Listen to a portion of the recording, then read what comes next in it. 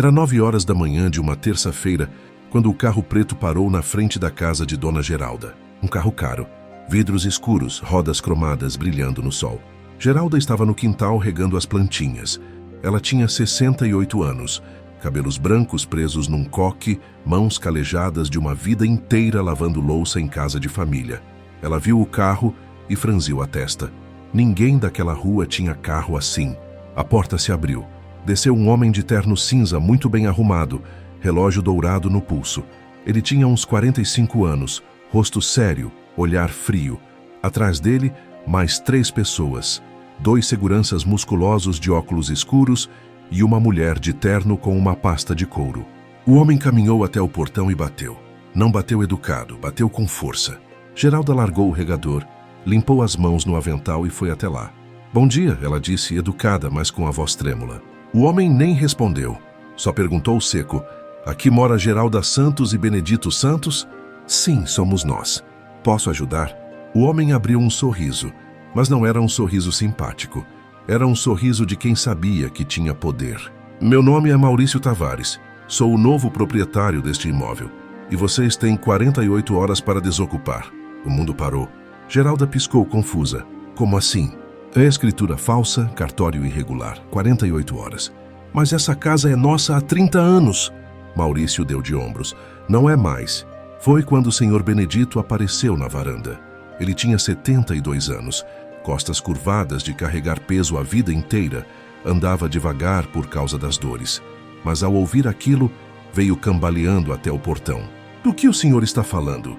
Essa casa é nossa, a gente comprou, tem escritura." Um homem de camisa azul com distintivo no pescoço se aproximou e entregou um papel através das grades. "Ordem judicial. Reintegração de posse. 48 horas."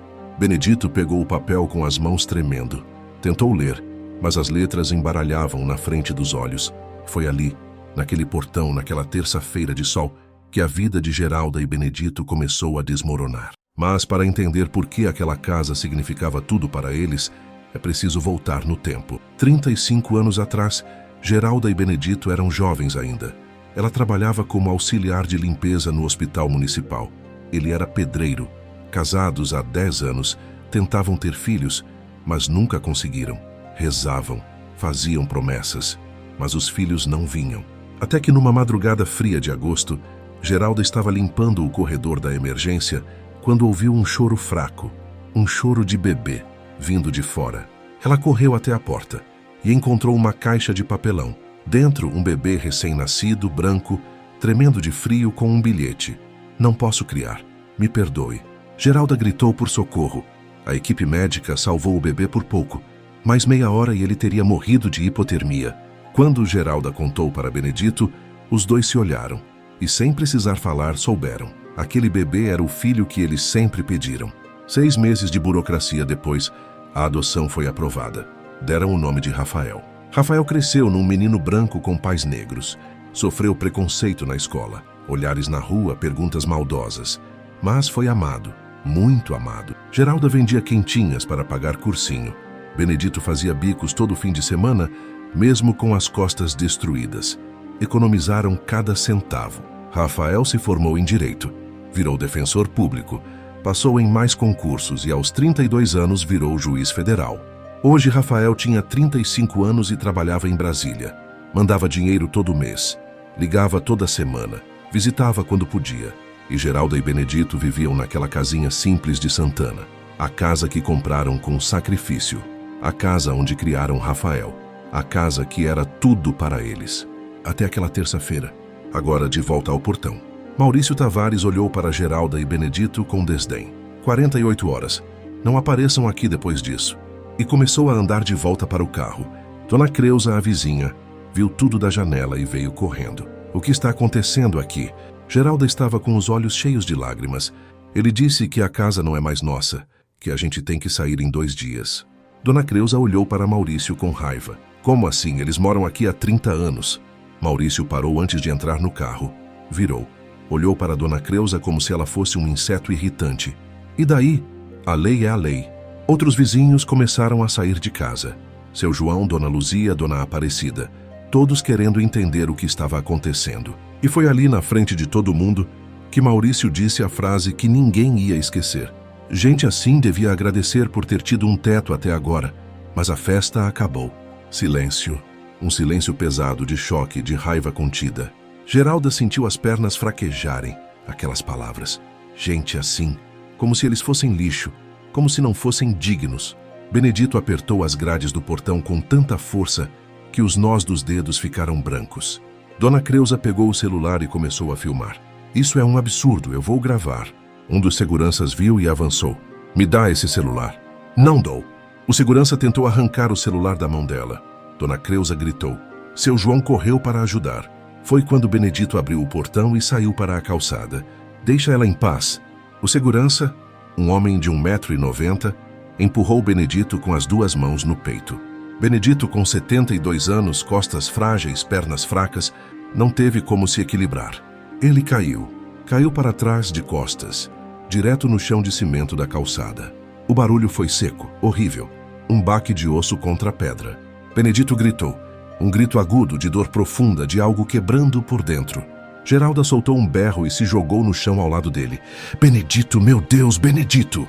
Os vizinhos correram, todos gritando ao mesmo tempo, pedindo para chamar a ambulância, pedindo para alguém fazer alguma coisa. Maurício olhou para aquela cena toda. O velho no chão, a mulher chorando, os vizinhos desesperados. E entrou no carro. Antes de fechar a porta, ele disse, alto o suficiente para que todos ouvissem, 48 horas, não esqueçam. O carro partiu. E do outro lado da rua, encostado num poste, Maurício olhou pelo retrovisor, viu o tumulto, o desespero, e sorriu. Sorriu de satisfação. Para ele, aquilo era só mais um trabalho, mais uma casa, mais um lucro. Benedito estava no chão, gemendo. A dor nas costas era insuportável. Parecia que algo tinha se deslocado. Ou pior, seu João e outro vizinho ajudaram a levantá-lo devagar, com muito cuidado. Benedito conseguiu ficar de pé, mas mal conseguia andar. Cada passo era uma agonia. Levaram ele para dentro de casa. Deitaram no sofá. Geralda correu para pegar gelo, remédio, qualquer coisa. Vou chamar a ambulância, seu João disse. Não, Benedito murmurou entre dentes cerrados. A gente não tem dinheiro para hospital particular. E no posto vai demorar horas. Só me dá o remédio de dor. Geralda deu 2 comprimidos fortes para ele. Benedito engoliu, fechou os olhos e ficou ali, tentando respirar fundo, tentando controlar a dor. Dona Creuza estava tremendo, de raiva, de revolta. Ela olhou para o celular. O vídeo tinha gravado tudo. O empurrão, a queda, o grito, a frase de Maurício. Eu vou postar isso, ela disse com voz firme. O Brasil inteiro precisa saber o que esse homem fez. Geralda não tinha forças para responder. Só conseguia olhar para Benedito deitado ali, gemendo baixinho com o rosto contraído de dor. Dona Creuza postou o vídeo no Facebook, no Instagram, mandou para grupos de WhatsApp, marcou páginas de notícias, perfis de denúncia, tudo que ela conhecia. Escreveu: idosos negros sendo expulsos de casa. Idoso foi agredido e caiu no chão. Cadê a justiça? O vídeo começou a circular. Devagar no começo. 10 compartilhamentos. 50. No final da tarde de terça já eram 1000. Na manhã de quarta, 10.000. À noite de quarta, 50.000. O vídeo tinha viralizado. Jornais compartilharam. Páginas grandes compartilharam. Artistas compartilharam. Hashtags explodiram. Justiça para Geralda e Benedito. Despejo criminoso. Basta de racismo. Milhares de comentários. Que absurdo. Prendam esse homem. Vamos ajudar esse casal. Mas apesar de toda a revolta na internet, nada mudou. Porque Maurício Tavares tinha dinheiro, tinha advogados caros, tinha juízes amigos, tinha deputados no bolso. Para ele aquele vídeo era só barulho. Barulho que ia passar. Sempre passava. E as 48 horas continuavam correndo. Benedito passou a quarta-feira inteira deitado no sofá, tomando remédio para a dor. A queda tinha deixado um hematoma enorme nas costas, roxo e inchado. Ele mal conseguia se mexer. Geralda não dormiu na noite de terça. Ficou sentada na cadeira ao lado do sofá, olhando para o marido rezando baixinho. Na manhã de quarta, ela tomou uma decisão. Precisava tentar alguma coisa, não podia simplesmente desistir. Pegou o ônibus e foi até a Defensoria Pública. Chegou às 8 da manhã. Já tinha fila. Dezenas de pessoas esperando atendimento. Gente pobre como ela, com problemas como o dela, ou piores. Geralda pegou a senha, número 112. Sentou num banco de plástico duro, e esperou. 9 horas, 10 horas, 11 horas. O painel chamava os números devagar, muito devagar. Meio-dia. Finalmente chamaram o número dela. Geralda entrou numa salinha apertada. Um defensor público jovem, com pilhas de processos na mesa, olhos cansados de quem trabalha demais e ganha de menos, pediu para ela sentar. Qual o problema, senhora? Geralda contou tudo. A ameaça, o despejo, os 48 horas, o empurrão, a queda do marido. Mostrou o papel da ordem judicial. Mostrou a escritura da casa. O defensor ouviu tudo. Pegou os documentos, analisou e suspirou. Senhora Geralda, eu vou ser honesto com a senhora. A senhora tem uma ordem judicial contra vocês. Para reverter isso, a gente precisaria entrar com uma ação, pedir liminar, audiência. Isso leva tempo, semanas, talvez meses. Mas eu não tenho semanas, Geralda disse com a voz tremendo. Eu tenho até amanhã de manhã. O defensor abaixou os olhos. Eu sei, eu sinto muito, mas não tem como fazer milagre. A justiça é lenta. Mas a casa é nossa. A gente comprou, a gente pagou. Eu acredito na senhora. Mas esse Maurício Tavares é conhecido aqui. Ele tem advogados caros, tem esquema montado. Ele consegue sentença rápida porque conhece gente. E a gente da defensoria não tem estrutura para combater isso em 48 horas. Geralda sentiu as lágrimas escorrerem. Então a gente vai perder tudo? O defensor respirou fundo. Olha, eu vou abrir um processo. Vou tentar. Mas não posso prometer nada. E mesmo que a gente consiga reverter, vai levar tempo. E até lá... Ele não terminou a frase. Não precisava. Geralda saiu dali destruída. Voltou para casa no ônibus lotado, agarrada na alça, chorando baixinho enquanto as pessoas olhavam, mas fingiam que não viam. Quando chegou em casa, já era meio da tarde de quarta. Benedito estava sentado no sofá, curvado com a cabeça nas mãos. E aí? Ele perguntou sem nem olhar para cima. Não tem jeito, Geralda disse com a voz quebrada. O defensor disse que não dá tempo. Benedito levantou a cabeça. E Geralda viu algo que nunca tinha visto no marido. Desespero puro. Geralda, o que a gente vai fazer? A gente não tem família. Não tem dinheiro guardado. Não tem para onde ir. A gente vai acabar na rua. Na rua, Geralda. Com a minha idade, com as minhas costas desse jeito, dormindo na rua. A voz dele foi ficando mais alta, mais desesperada. A gente trabalhou a vida inteira. A vida inteira. Para quê? Para um homem chegar e roubar tudo em 2 dias? Onde está a justiça? Onde? Benedito começou a chorar. Um choro pesado, de homem que nunca chora, de homem que segurou tudo a vida inteira e agora não aguenta mais. Geralda se sentou ao lado dele e abraçou. Os dois ficaram ali abraçados, chorando juntos. Foi quando Geralda lembrou. Rafael. Ela tinha tentado ligar para ele na terça, logo depois da ameaça. Tinha ligado várias vezes, mas todas as ligações caíram direto na caixa postal. A mensagem dizia: este aparelho está desligado ou fora da área de cobertura. Ela tinha deixado mensagem. Tinha mandado áudio no WhatsApp, mas as mensagens ficaram com apenas um tique cinza. Não entregue. Geralda pegou o celular e tentou de novo. Caixa postal. Tentou mandar mensagem. Um tique cinza. Onde estava o filho dela?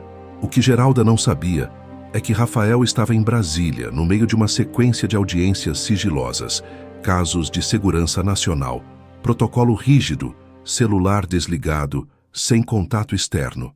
Rafael estava fazendo o trabalho dele, sendo o juiz sério e competente que sempre foi, sem saber que os pais estavam sendo destroçados a mais de 1000 quilômetros de distância. A noite de quarta chegou. Faltava menos de 12 horas para o prazo acabar. Geralda e Benedito não jantaram. Não tinham fome. Ficaram sentados na sala em silêncio, olhando para as paredes, para os móveis, para as fotos. Fotos de Rafael pequeno.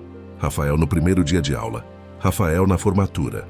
Benedito pegou a foto de Rafael bebê nos braços deles.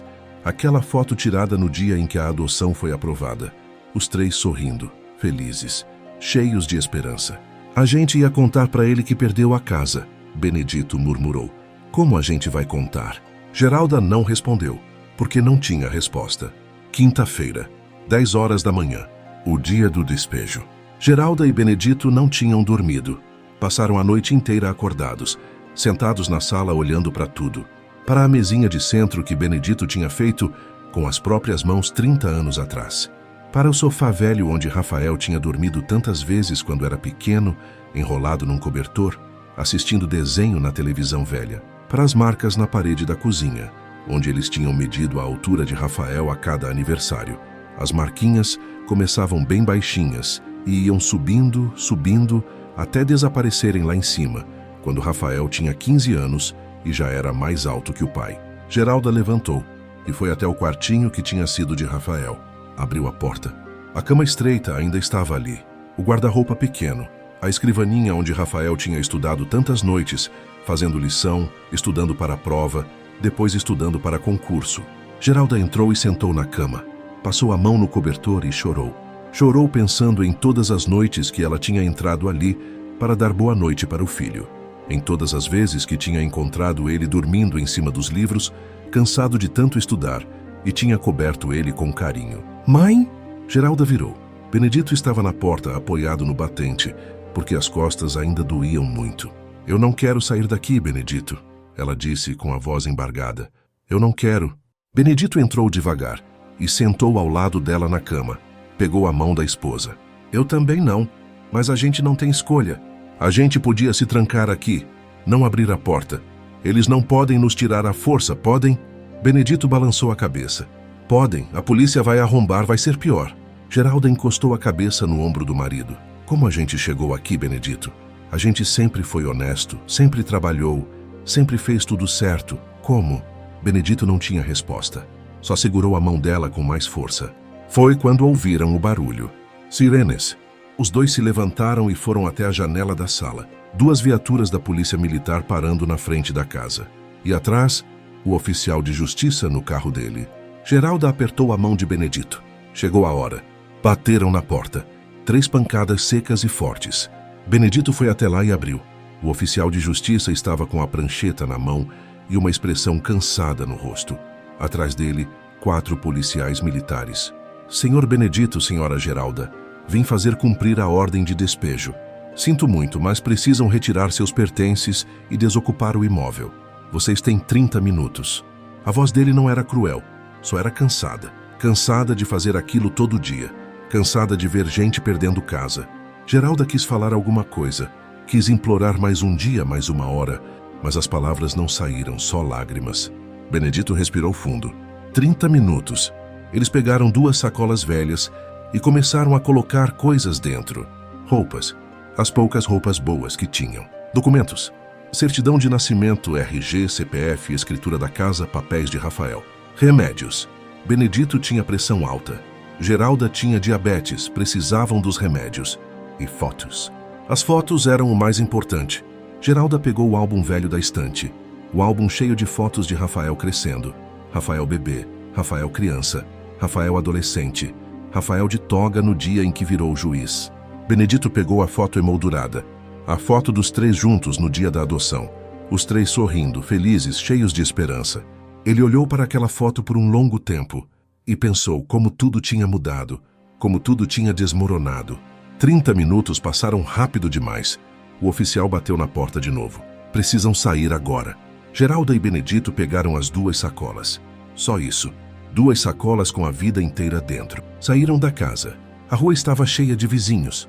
Dona Creuza, seu João, Dona Luzia, Dona Aparecida, os meninos que jogavam bola na rua, as mulheres que vendiam pastel na esquina. Todo mundo ali, assistindo, chorando junto. Dona Creuza estava com as mãos no rosto, soluçando.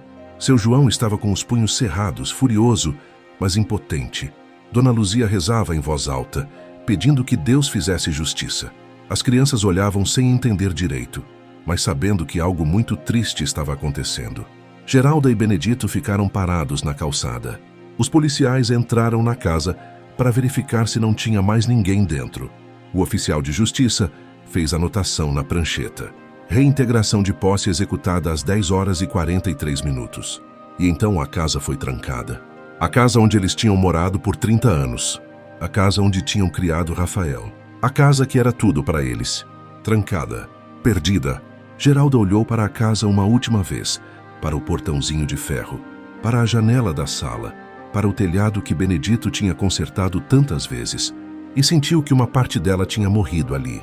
Benedito segurou a mão dela, não disse nada, porque não havia nada a dizer. Dona Creuza veio correndo e abraçou os dois. Vocês vão ficar na minha casa. Eu já arrumei um lugar para vocês. Não vou deixar vocês na rua. Geralda não conseguiu falar, só assentiu chorando. E foi então que ela viu, do outro lado da rua, encostado num carro preto, de óculos escuros e braços cruzados, Maurício Tavares. Ele estava ali, observando tudo. Observando 2 idosos sendo expulsos da própria casa, com 2 sacolas na mão sem ter para onde ir. E ele não estava triste, não estava com remorso. Ele estava satisfeito. Geralda olhou para ele. E por um segundo seus olhos se encontraram. Maurício sorriu. Um sorriso pequeno de canto de boca. Um sorriso que dizia, eu ganhei. E entrou no carro e foi embora. Dona Creuza levou Geralda e Benedito para a casa dela. Uma casa pequena, já cheia com ela, o marido e 2 netos. Mas ela arrumou um espaço na sala. Colocou um colchão velho no chão. Emprestou travesseiros, um lençol. Não é muito, ela disse envergonhada. Mas é o que eu tenho. Obrigada, Geralda murmurou. Só isso, obrigada. Geralda deitou no colchão no chão da casa de outra pessoa e ficou ali olhando para o teto, sem falar nada. Benedito sentou numa cadeira curvado, com as mãos cobrindo o rosto. Não chorava, só ficava ali, em silêncio. Silêncio de quem não tem mais forças. A tarde passou, a noite chegou. E Rafael, em Brasília, ainda não sabia de nada. Sexta-feira, 9h da noite. Rafael estava saindo da última audiência da semana. 3 dias seguidos de casos complexos, sigilosos, que exigiam celular desligado e concentração total. Ele estava exausto, olhos vermelhos de ler processos, costas doendo de ficar sentado, cabeça pesada. Entrou no carro, ligou o celular, a tela acendeu. E começaram a chegar as notificações, uma atrás da outra, sem parar. 47 chamadas perdidas. 89 mensagens no WhatsApp. Rafael sentiu o coração disparar. Abriu. Mensagens da mãe, do pai, de Dona Creuza, de vizinhos, de números que ele nem conhecia. A primeira mensagem de Geralda era um áudio. Ele apertou o play. A voz da mãe chorando, desesperada. Filho, liga pra gente. Aconteceu uma coisa muito grave, por favor, liga. Rafael passou para a próxima. Outro áudio. Benedito dessa vez. Rafael, meu filho, a gente está com um problema sério. Um homem apareceu aqui dizendo que a casa não é mais nossa. A gente precisa de você. Liga para a gente. Rafael sentiu o mundo girar. Passou mais mensagens. Dona Creuza.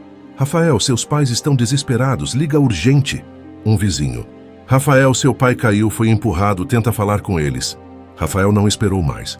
Ligou para o número da mãe. Tocou, tocou, tocou. Alguém atendeu. Mas não era Geralda, era Dona Creuza. Alô? Dona Creuza, aqui é o Rafael. O que aconteceu? Onde estão meus pais? Dona Creuza começou a chorar do outro lado da linha. Ai, Rafael, graças a Deus você ligou. Filho, aconteceu uma coisa horrível. E ela contou tudo. Como na terça de manhã, um homem chamado Maurício Tavares apareceu dizendo que a casa não era mais de Geralda e Benedito. Como ele deu 48 horas para eles saírem. Como Benedito foi empurrado e caiu no chão de costas. Como Geralda tentou buscar ajuda, mas não conseguiu. Como na quinta de manhã a polícia foi lá e despejou os 2. Como eles estavam agora morando na sala da casa dela, num colchão no chão porque não tinham para onde ir. Rafael ouviu tudo, cada palavra, sem interromper, com a mandíbula travada, com as mãos apertando o volante com tanta força que os nós dos dedos ficaram brancos. Quando Dona Creuza terminou, Rafael perguntou com a voz controlada, mas vibrando de raiva contida. Os meus pais estão aí agora? Estão, quer falar com eles? Quero. Ouviu barulho de passos, vozes abafadas e então a voz da mãe. Rafael? A voz dela estava quebrada, cansada, derrotada. Mãe, eu estou aqui, o que aconteceu? Geralda começou a chorar. Filho, a gente perdeu a casa, a gente perdeu tudo. Rafael fechou os olhos, respirou fundo. Tentou manter a calma. Mãe, a senhora não perdeu nada, eu vou resolver isso. Como, filho? Esse homem é poderoso, ele tem advogado, tem juiz amigo, a gente não tem nada. A gente tem a verdade. E a verdade vai vencer. A senhora confia em mim? Geralda soluçou. Confio, sempre confiei. Então confia agora. Eu vou para aí amanhã de manhã e eu prometo. Eu vou trazer a casa de vocês de volta. Rafael ouviu a mãe chorando do outro lado. Ouviu ela passando o telefone para o pai. Rafael? A voz de Benedito era baixa e envergonhada. Pai, filho, a gente perdeu tudo. A casa que a gente te criou, a casa que a gente comprou com tanto sacrifício. Um homem chegou e roubou em 2 dias. 2 dias, Rafael. Rafael sentiu a garganta apertar, mas manteve a voz firme. Pai, o senhor e a mãe não perderam nada. Esse homem roubou, mas eu vou fazer ele devolver. E ele vai pagar. Muito. O senhor ouviu? Ouvi. Eu chego amanhã e a gente vai resolver isso juntos. Tá bom, filho. Rafael desligou. Ficou ali, parado no carro, no estacionamento do tribunal com o celular na mão. E sentiu algo que nunca tinha sentido antes na vida. Raiva pura. Raiva de um filho que viu os pais sendo destruídos. Raiva de um juiz que viu a lei sendo usada para fazer o mal. Rafael enxugou o rosto. Não estava chorando, não tinha tempo para chorar. Abriu o notebook ali mesmo, no carro. Começou a pesquisar. Maurício Tavares. Os primeiros resultados apareceram. Empresário. Dono da Tavares Empreendimentos e Especulação Imobiliária. Rafael clicou em mais resultados. Reportagens antigas, denúncias, reclamações. Maurício Tavares tinha um histórico. Um histórico de fazer exatamente o que tinha feito com Geralda e Benedito. Rafael abriu uma reportagem de 2 anos atrás. Famílias denunciam despejos irregulares em áreas valorizadas do Rio. Leu tudo. Abriu outra. Empresa é acusada de usar documentos falsos para tomar casas de idosos. Leu tudo. Quanto mais lia, mais entendia. Maurício Tavares tinha um esquema montado. Escolhia casas antigas em áreas que estavam se valorizando. Casas de gente pobre, gente que não tinha dinheiro para advogado caro. Falsificava documentos, comprava sentenças de juízes corruptos e despejava as famílias em menos de 1 semana. Depois revendia os imóveis por valores altíssimos. Rafael encontrou pelo menos 28 casos, 28 famílias destruídas. E agora seus pais eram a 29ª. Rafael fechou o notebook, pegou o celular, fez 2 ligações. A primeira foi para a doutora Marina, promotora do Ministério Público. Uma mulher séria, competente, que ele tinha trabalhado junto em casos de corrupção. Ela atendeu com voz sonolenta. Rafael, são 9h30 da noite. Eu sei, desculpa, mas é urgente. Rafael contou tudo. Rápido, direto. O despejo dos pais, o esquema de Maurício Tavares, as 28 famílias. Marina foi ficando mais acordada a cada frase. Rafael, isso é gravíssimo. Eu sei. E eu quero destruir esse homem, Marina, legalmente, completamente. Você quer que eu investigue? Quero. Mas tem uma coisa que você precisa saber. As vítimas são meus pais. Silêncio do outro lado. Seus pais? Meus pais.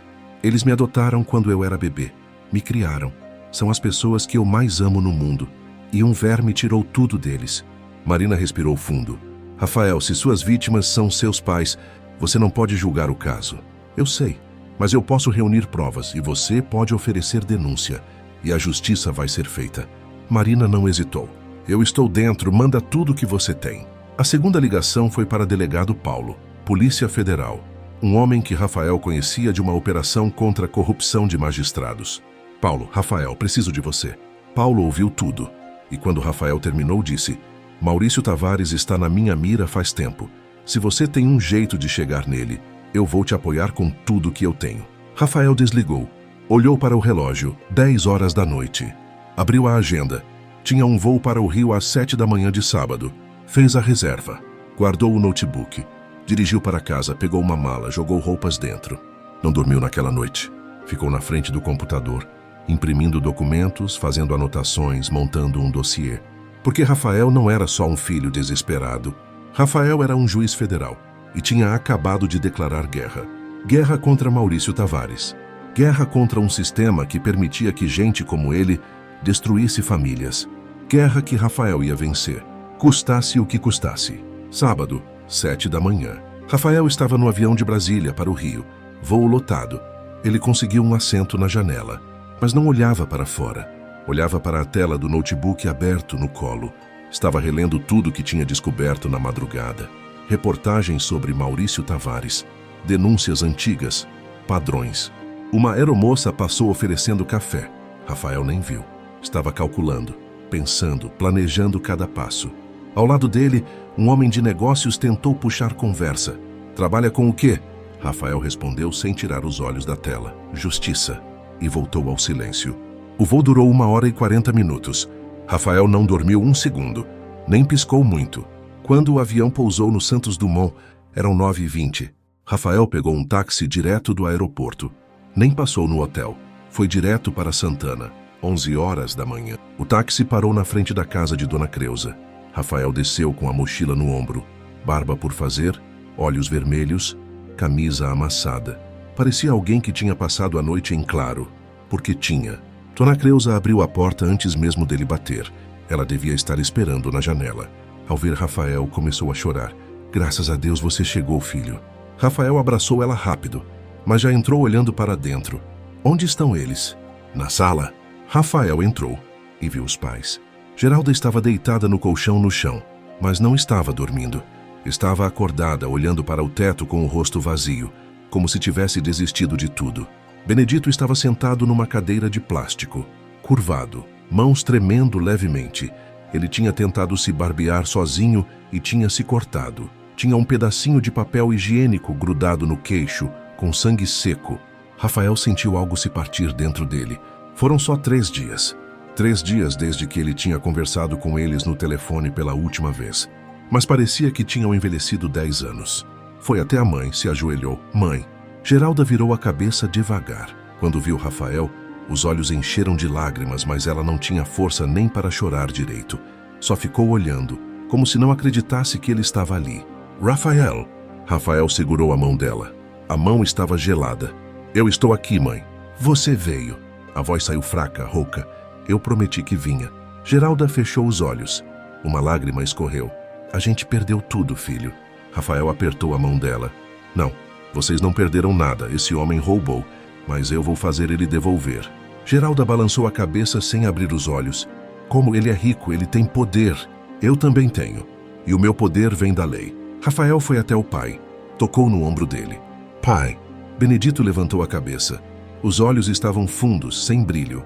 Rafael, o senhor está bem? Não. A sinceridade na voz era brutal. Não estou bem, estou destruído. Rafael se ajoelhou na frente do pai. Eu vou consertar isso. Como? Eu sou juiz federal, pai. Eu sei como o sistema funciona.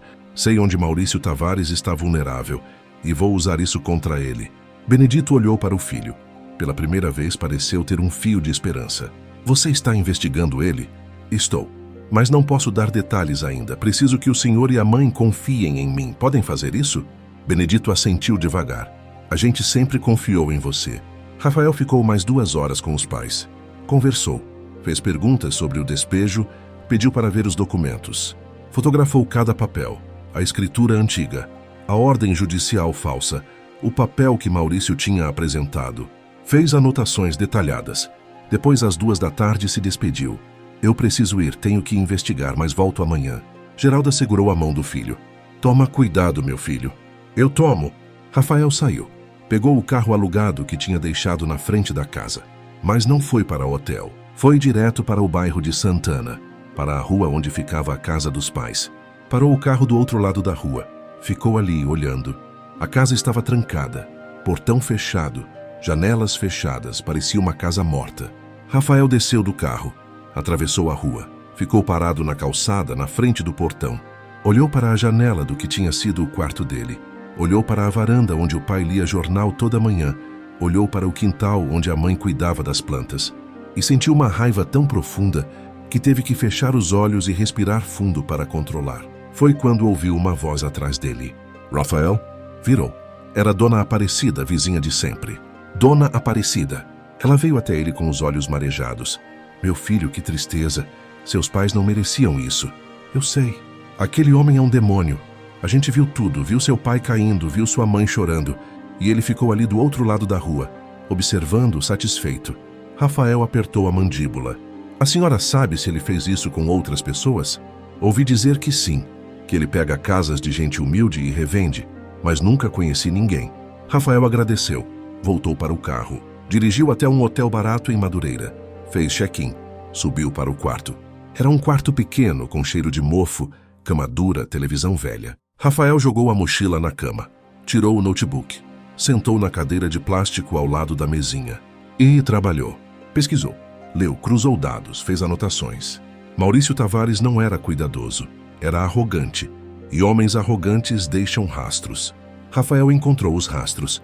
Às 11 da noite, pediu comida por aplicativo. Comeu sem nem sentir o gosto. À meia-noite ainda estava trabalhando. Às 2 da manhã, finalmente caiu de exaustão na cama e sonhou com a mãe chorando, pedindo socorro enquanto a casa desabava ao redor dela. Acordou às 5 da manhã suando, com o coração disparado. Levantou, tomou banho frio e voltou ao trabalho. Domingo de manhã, 6 horas. Rafael acordou com a cabeça latejando. Tinha dormido menos de 3 horas. Pediu café e pão de queijo pelo serviço de quarto. Comeu mecanicamente, sem nem sentir o gosto enquanto abria o notebook. Primeira tarefa: conseguir a certidão atualizada do imóvel dos pais. Abriu o site do Registro de Imóveis do Rio de Janeiro. O sistema permitia a solicitação online de certidões. Taxa: R$ 35. Prazo: até 48 horas. Rafael preencheu o formulário. Endereço do imóvel. Dados dos proprietários. Pagou com cartão de crédito. Mensagem na tela: sua solicitação foi recebida. A certidão será enviada para o e-mail cadastrado em até 48 horas. 48 horas era tempo demais. Rafael pegou o celular. Ligou para Henrique, o colega do Tribunal de Justiça do Rio. Eram 6h15 da manhã de um domingo. Henrique provavelmente estava dormindo. Atendeu na quinta chamada com voz de sono. Rafael, que horas são? 6h15. Desculpa acordar você. Cara, é domingo. Eu sei, mas é urgente. Preciso de um favor. Henrique suspirou. Que favor?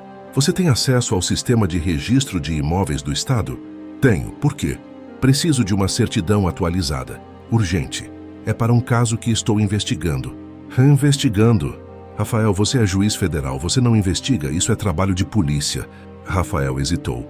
Depois decidiu ser honesto. É pessoal. Maurício Tavares despejou meus pais com documentos falsos. Estou reunindo provas. Silêncio do outro lado. Depois, seus pais? Meus pais. Henrique não hesitou mais. Me manda o endereço. Em 10 minutos você tem a certidão. Henrique era bom de palavra. 9 minutos depois, Rafael recebeu o PDF por e-mail. Abriu. Leu com atenção. Certidão de propriedade atualizada. Imóvel: Rua das Acácias, 237, Santana, Rio de Janeiro, RJ. Proprietários: Geralda Santos Silva e Benedito Santos Silva. Data do registro: 12 de março de 1995, 30 anos atrás.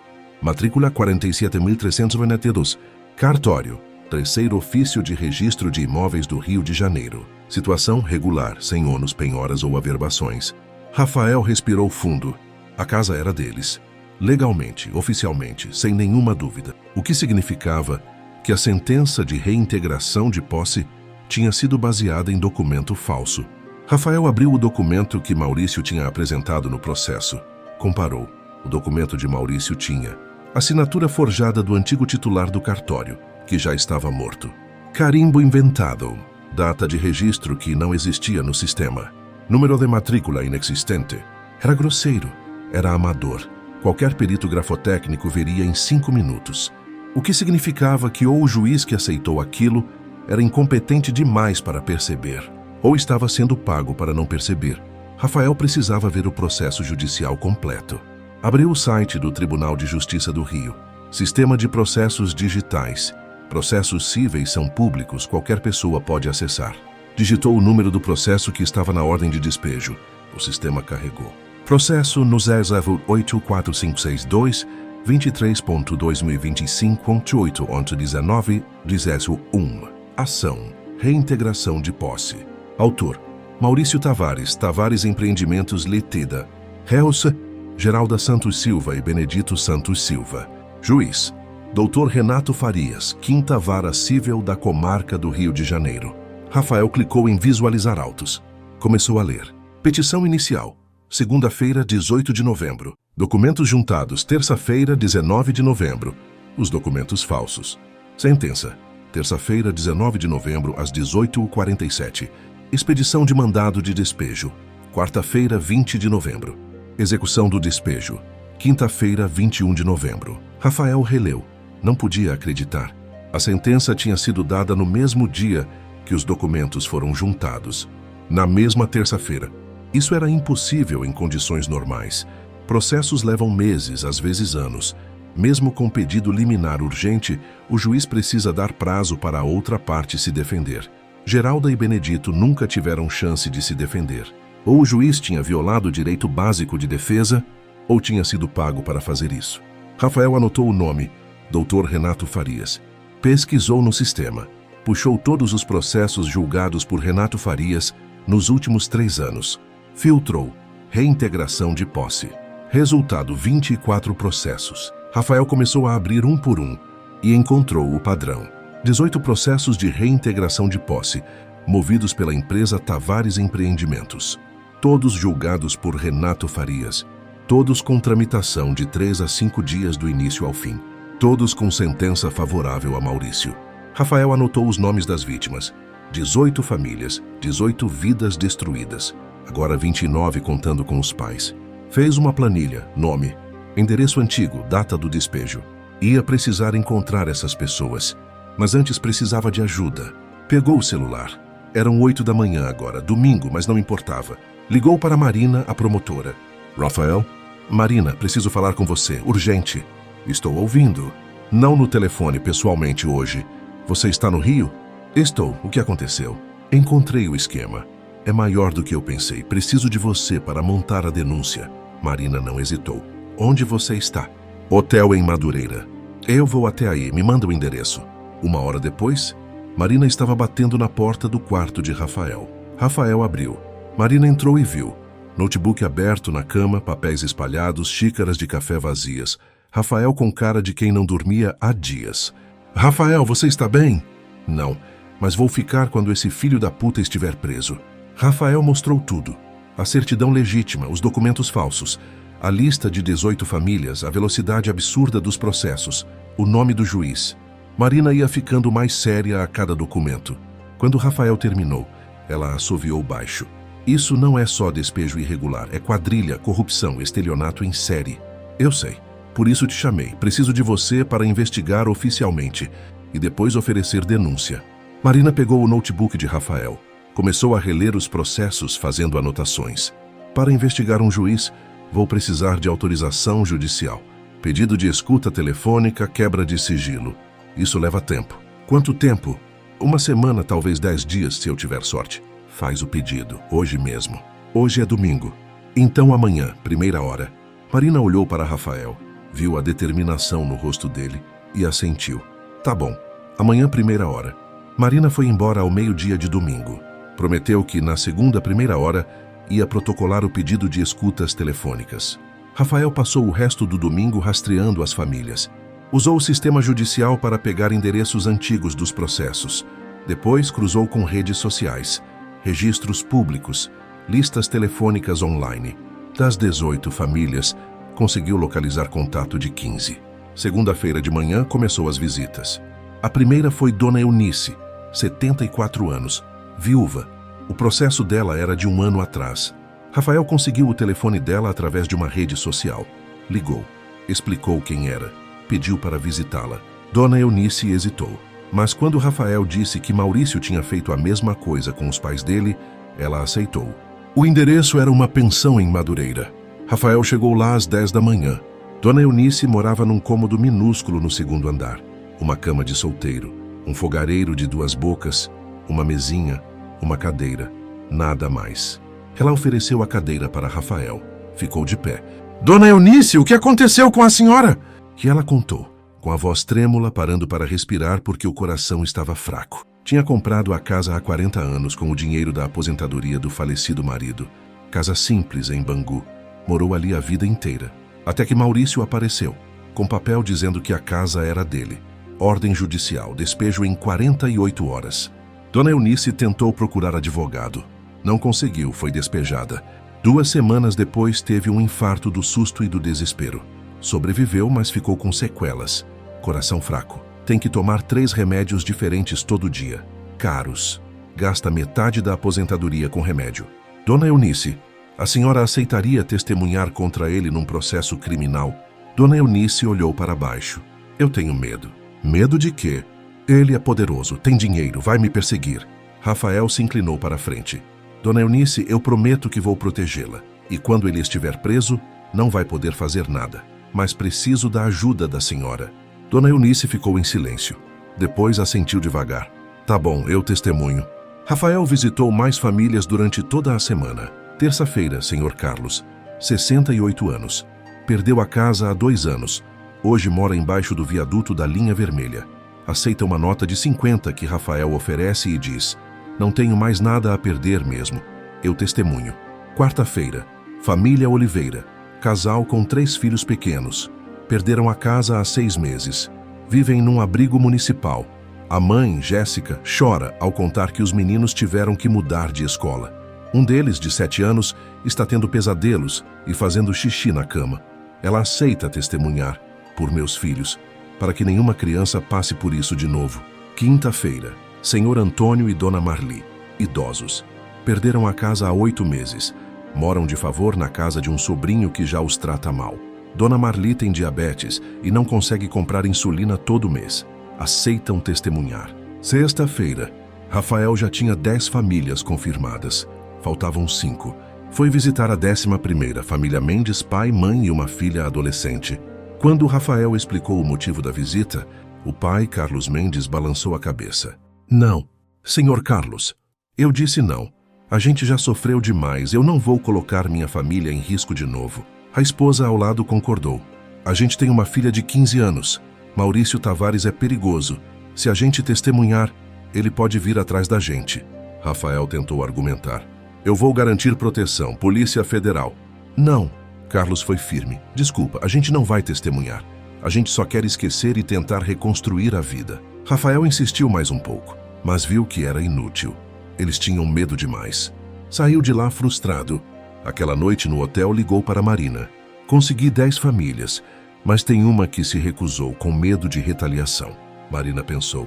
10 já é muito bom, é suficiente, mas seria melhor ter mais, continua tentando. Sábado e domingo, Rafael visitou as últimas 4. 3 aceitaram. Uma se recusou por motivo parecido. Medo. No final da semana, Rafael tinha 13 famílias dispostas a testemunhar. 13 histórias devastadoras. 13 vidas arrasadas.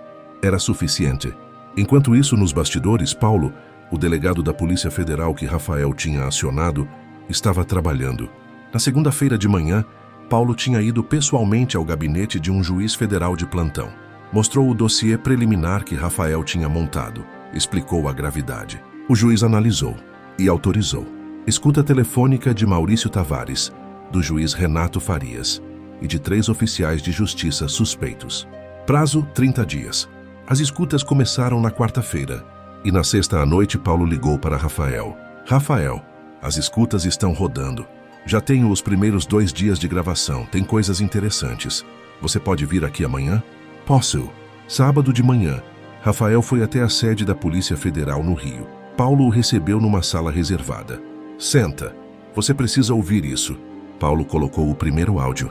Maurício ligando para um dos oficiais de justiça. Carlos Eduardo. Maurício. Carlos, preciso de mais 3 processos essa semana. Consegue agilizar? Carlos Eduardo.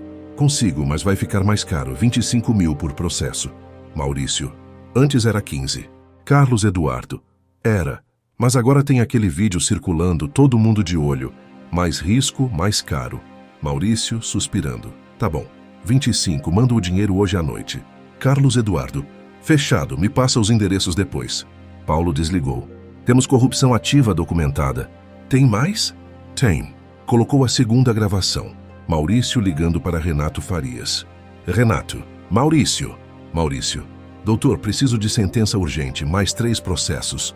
Renato. De novo? A corregedoria está de olho depois daquele vídeo. Maurício. Por isso mesmo, quanto mais rápido, melhor. 25 mil por sentença. Renato hesitou. Era o preço antigo, agora é 30. Risco está maior. Maurício. Fechado, transfiro segunda. Renato. Beleza. Me manda os números dos processos. Paulo parou a gravação. Estava com expressão de nojo no rosto. Um juiz vendendo sentenças por 30 mil reais. Isso é revoltante. Rafael estava com os punhos cerrados. Você tem o suficiente para prender? Tenho corrupção ativa e passiva, mas quero mais. Quero pegar eles falando sobre os outros casos, sobre as outras vítimas, para amarrar tudo e garantir que não escapem. Quanto tempo você precisa?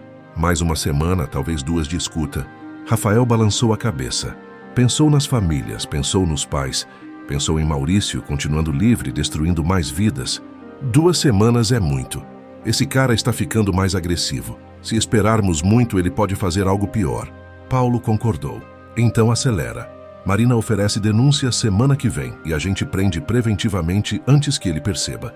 Enquanto Rafael investigava, Maurício estava agindo. Maurício tinha visto o vídeo viral, as hashtags, os comentários indignados. No começo não se importou. Barulho de internet não mudava nada na vida real. Mas uma coisa o incomodou. Dona Creuza. A vizinha filmando, postando, fazendo barulho. Maurício não gostava de testemunhas. Na segunda-feira da segunda semana, enquanto Rafael estava visitando famílias, Maurício mandou 2 seguranças passarem de carro devagar na frente da casa de Dona Creuza. Primeiro passou uma vez de manhã, devagar, buzinou, olharam para a casa. Depois passou de tarde, de novo, devagar. Dona Creuza estava na janela e viu. Sentiu um frio na espinha. Na terça, o carro passou 3 vezes. Na quarta de tarde, Dona Creuza estava voltando do mercado com sacolas quando o carro parou na frente dela. 2 homens grandes de óculos escuros desceram. Dona Creuza parou, coração disparado. A senhora é Dona Creuza, né? Ela não respondeu. Só ficou parada apertando as sacolas. A senhora filmou um vídeo, postou na internet, fez muito barulho. Eu só mostrei a verdade. Um dos seguranças deu um passo mais perto. Isso não foi inteligente. O patrão não gosta de gente que faz barulho. Eu não tenho medo dele. O segurança sorriu, mas não era um sorriso bonito. Não, então devia ter. A senhora tem netos, né? A gente viu. 2 menininhos, bonitinhos. Dona Creuza sentiu o sangue gelar. Não encosta nos meus netos, não encosta.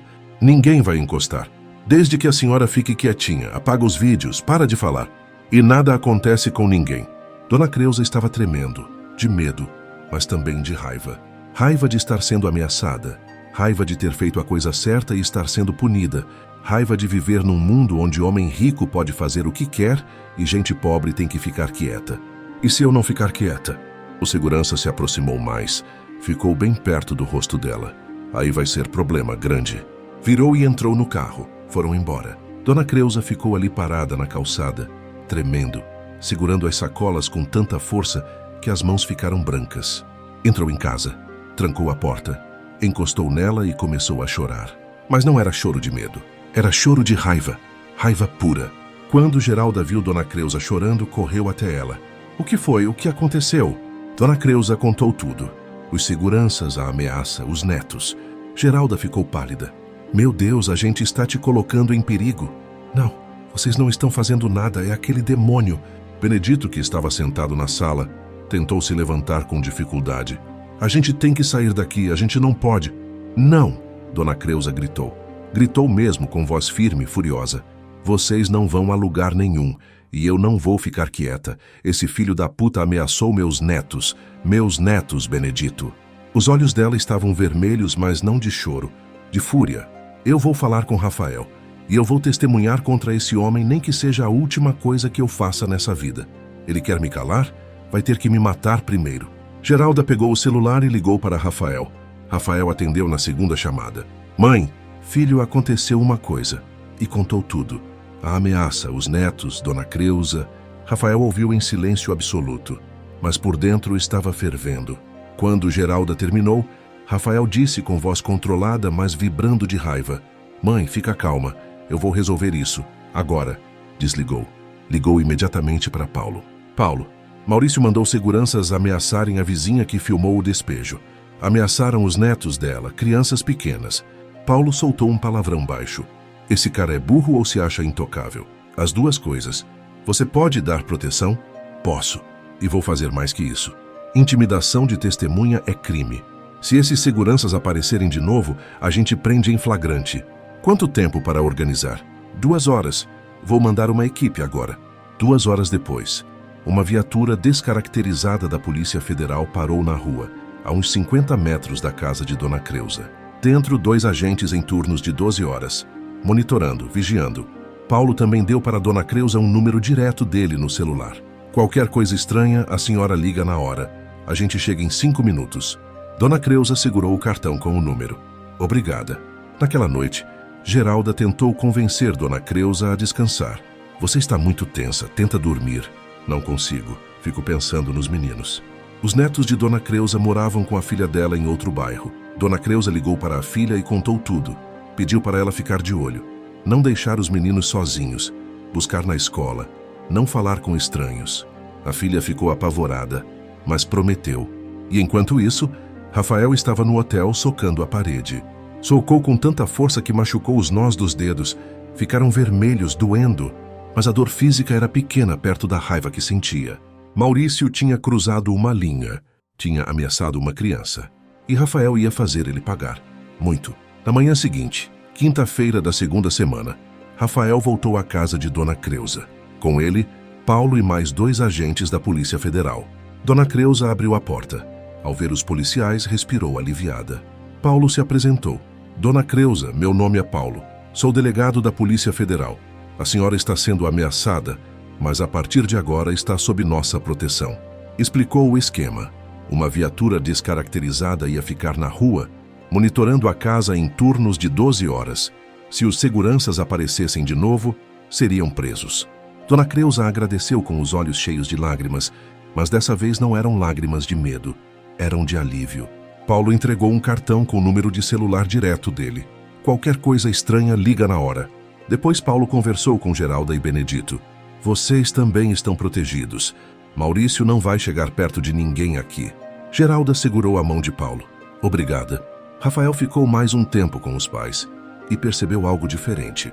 Geralda estava um pouco melhor, não completamente recuperada.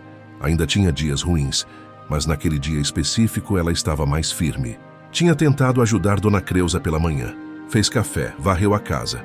Pequenas coisas, mas importantes. Geralda precisava se sentir útil, não só um peso. Benedito também.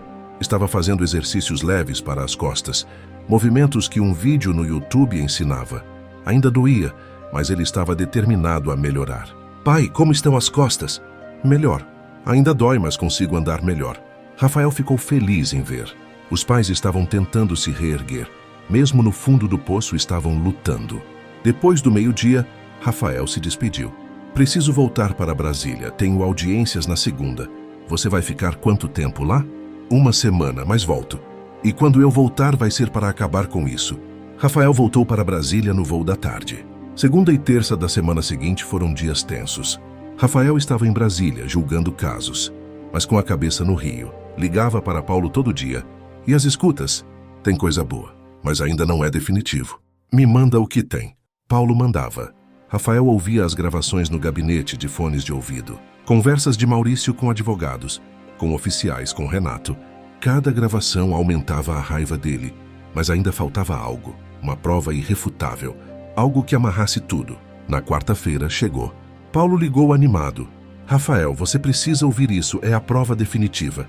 Manda. Rafael recebeu o arquivo de áudio, colocou os fones, apertou o play e ouviu. A gravação que Paulo tinha mandado era de terça à noite.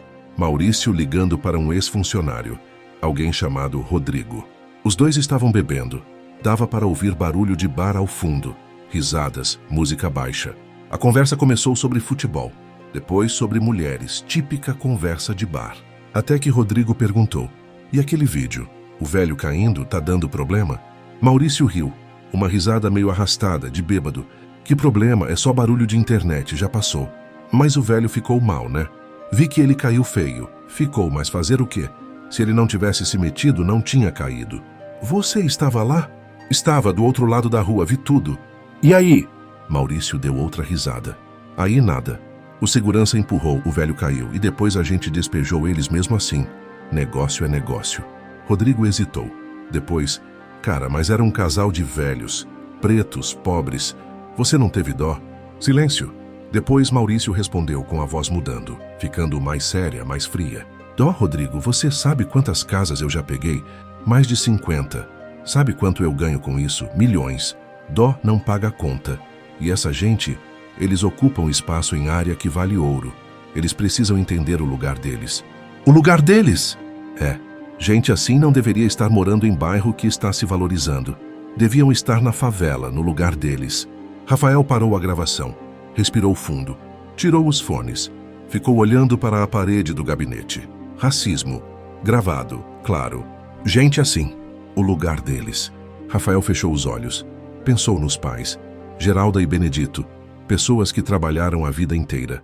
Que criaram um filho abandonado. Que nunca fizeram mal a ninguém.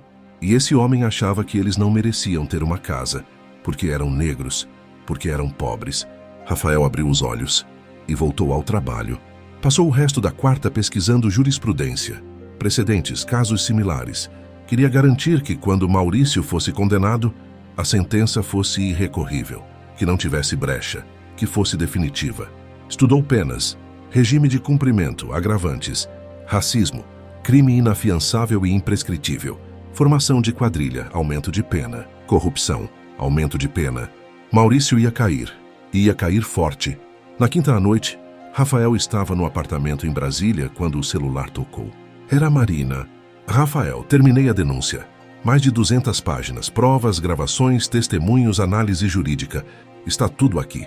Quando você protocola? Amanhã, 1ª hora. E a prisão preventiva? Vou pedir. Com essas provas, nenhum juiz vai negar. Rafael sentiu o peito apertar, de ansiedade, de expectativa. Marina, obrigado por tudo. Não me agradece.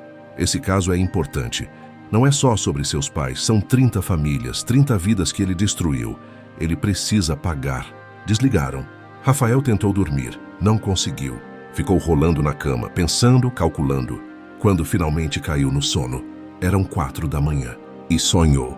Sonhou com a mãe chorando, chamando por ele, pedindo socorro. Sonhou com o pai caindo, de novo e de novo. Em câmera lenta, o corpo frágil atingindo o chão de cimento. Sonhou com Maurício rindo enquanto assistia. Acordou às 6, suado, coração acelerado. Levantou, tomou banho frio, fez café e esperou. Esperou pelo telefonema de Marina, dizendo que a denúncia tinha sido protocolada. Esperou pela notícia de que Maurício finalmente ia cair. Sexta-feira de manhã, 9 horas. Marina estava no Ministério Público Federal com uma pasta volumosa nas mãos. Dentro, a denúncia. Mais de 200 páginas de provas, gravações, testemunhos, análise jurídica. Ela protocolou. Denúncia criminal no MPF 2025-8847. Denunciados: Maurício Tavares, empresário. Renato Farias, juiz estadual. Carlos Eduardo João Silva e Marcelo Rocha, oficiais de justiça. Crimes: formação de quadrilha. Artigo 288, CP. Estelionato qualificado, 29 casos. Artigo 171, parágrafo 3º, CP. Falsificação de documento público, 57 casos. Artigo 297, CP. Corrupção ativa. Artigo 333, CP. Corrupção passiva. Artigo 317, CP. Crime de racismo. Lei 7.716/89. Intimidação de testemunha. Artigo 344, CP. Pedidos. Recebimento da denúncia. Prisão preventiva de todos os denunciados. Bloqueio de bens da empresa. Tavares Empreendimentos. Sequestro de valores obtidos ilicitamente. Marina também protocolou processos cíveis separados, um para cada família. 29 processos individuais pedindo anulação dos despejos e reparação de danos. Entre eles, o processo de Geralda Santos Silva e Benedito Santos Silva. Esse processo cível específico, Marina pediu distribuição para outro juiz. Qualquer juiz, menos Rafael, porque Rafael era filho das vítimas, tecnicamente impedido. Mas o processo criminal, esse era diferente. O processo criminal envolvia crimes federais, corrupção de autoridade estadual, crimes em múltiplos estados, quadrilha interestadual. Por isso, competência da Justiça Federal. E Marina e Paulo tinham feito algo inteligente. Tinham direcionado a denúncia para a Vara Federal Especializada em Direitos Humanos e Crimes contra a Administração Pública. Essa vara tinha jurisdição sobre crimes que envolvessem violação sistemática de direitos de populações vulneráveis. 29 famílias pobres, a maioria negra, tendo casas roubadas por esquema de corrupção, se encaixava perfeitamente. E quem era o juiz titular dessa vara? Dr. Rafael Santos Silva. Não foi sorte, foi estratégia. Marina protocolou a denúncia às 9h15 da manhã. O sistema distribuiu automaticamente. Às 9h20, Rafael recebeu a notificação. Processo no 5.2347888, 2025, 4.02.5 anos of 1. Classe: ação penal. Assunto: crimes contra a administração pública, + racismo, + formação de quadrilha. Distribuído para a Vara Federal Especializada. Juiz titular Dr. Rafael Santos Silva. Rafael olhou para a tela do computador. Respirou fundo. Tecnicamente, ele poderia se declarar impedido. Afinal, 2 das vítimas eram seus pais. Mas a lei era clara. Impedimento se dá quando o juiz tem interesse direto no processo. As vítimas diretas no processo criminal não eram Geralda e Benedito. Eram a sociedade, o Estado, a ordem pública violada. Geralda e Benedito eram vítimas num dos crimes, um dos 29 casos de estelionato. Mas não eram as únicas vítimas. Havia outras 28 famílias, e Rafael não tinha parentesco com nenhuma delas. Além disso, o processo cível de Geralda e Benedito estava separado, sendo julgado por outro juiz. Rafael não ia tocar nesse processo. Ia se declarar impedido dele especificamente. Mas o processo criminal, esse ele podia e devia julgar, porque ele era imparcial em relação às outras 28 famílias. Que a condenação de Maurício no criminal automaticamente beneficiaria todas as vítimas, incluindo seus pais. Era legal, era ético, era justo. Rafael leu a denúncia inteira, cada página, cada prova, cada gravação transcrita. Quando terminou, eram 2 da tarde. Pegou o processo, despachou. Despacho. Vistos. Trata-se de denúncia oferecida pelo Ministério Público Federal contra Maurício Tavares e outros por crimes de quadrilha, corrupção, estelionato qualificado e racismo. A denúncia está devidamente instruída com provas documentais, falsificação de documentos públicos, interceptações telefônicas devidamente autorizadas, depoimentos de 13 vítimas, laudos periciais. Diante da gravidade dos fatos, das provas robustas de autoria e materialidade, e especialmente do risco de reiteração criminosa e de fuga dos acusados, defiro o pedido de prisão preventiva de todos os denunciados. Expeçam-se mandados de prisão com urgência. Designo audiência de instrução e julgamento para segunda-feira, 16 de dezembro de 2025, às 10h, nesta Vara Federal. Intimem-se o Ministério Público Federal e a Defensoria Pública da União, para a defesa dos réus. Brasília, 29 de novembro de 2025. Dr. Rafael Santos Silva, juiz federal. Rafael assinou digitalmente. O despacho entrou no sistema. Mandados de prisão foram expedidos automaticamente. Em menos de 2 horas, a Polícia Federal teria as ordens. E Maurício Tavares, pela primeira vez na vida, ia descobrir o que era ter o peso da lei caindo sobre ele. Rafael se recostou na cadeira, olhou para o teto e, pela primeira vez em semanas, sentiu algo próximo de alívio. A armadilha estava fechada. Faltava só executar. Sexta-feira, 4h da tarde. Maurício Tavares estava no escritório dele, 12º andar de um prédio comercial no centro do Rio. Vista panorâmica da Baía de Guanabara. Mesa de mogno importado. Cadeira de couro italiano. Quadros abstratos caros nas paredes. Maurício estava ao telefone fechando mais um negócio. Mais uma aquisição. Mais dinheiro. Pode deixar, doutor. Na segunda eu transfiro o sinal. A documentação já está sendo preparada. Foi quando a secretária abriu a porta sem bater. Rosto pálido. Senhor Maurício. Estou ocupado. Senhor, tem Polícia Federal aqui. Maurício parou. O quê? A porta se abriu completamente. Entraram 4 homens de terno escuro, crachás pendurados no pescoço. O que vinha na frente era Paulo. Maurício Tavares? Maurício se levantou devagar. Tentou manter a voz firme. Sou eu, o que vocês querem? Paulo tirou um papel dobrado do bolso. Abriu. Mandado de prisão preventiva expedido pela Justiça Federal.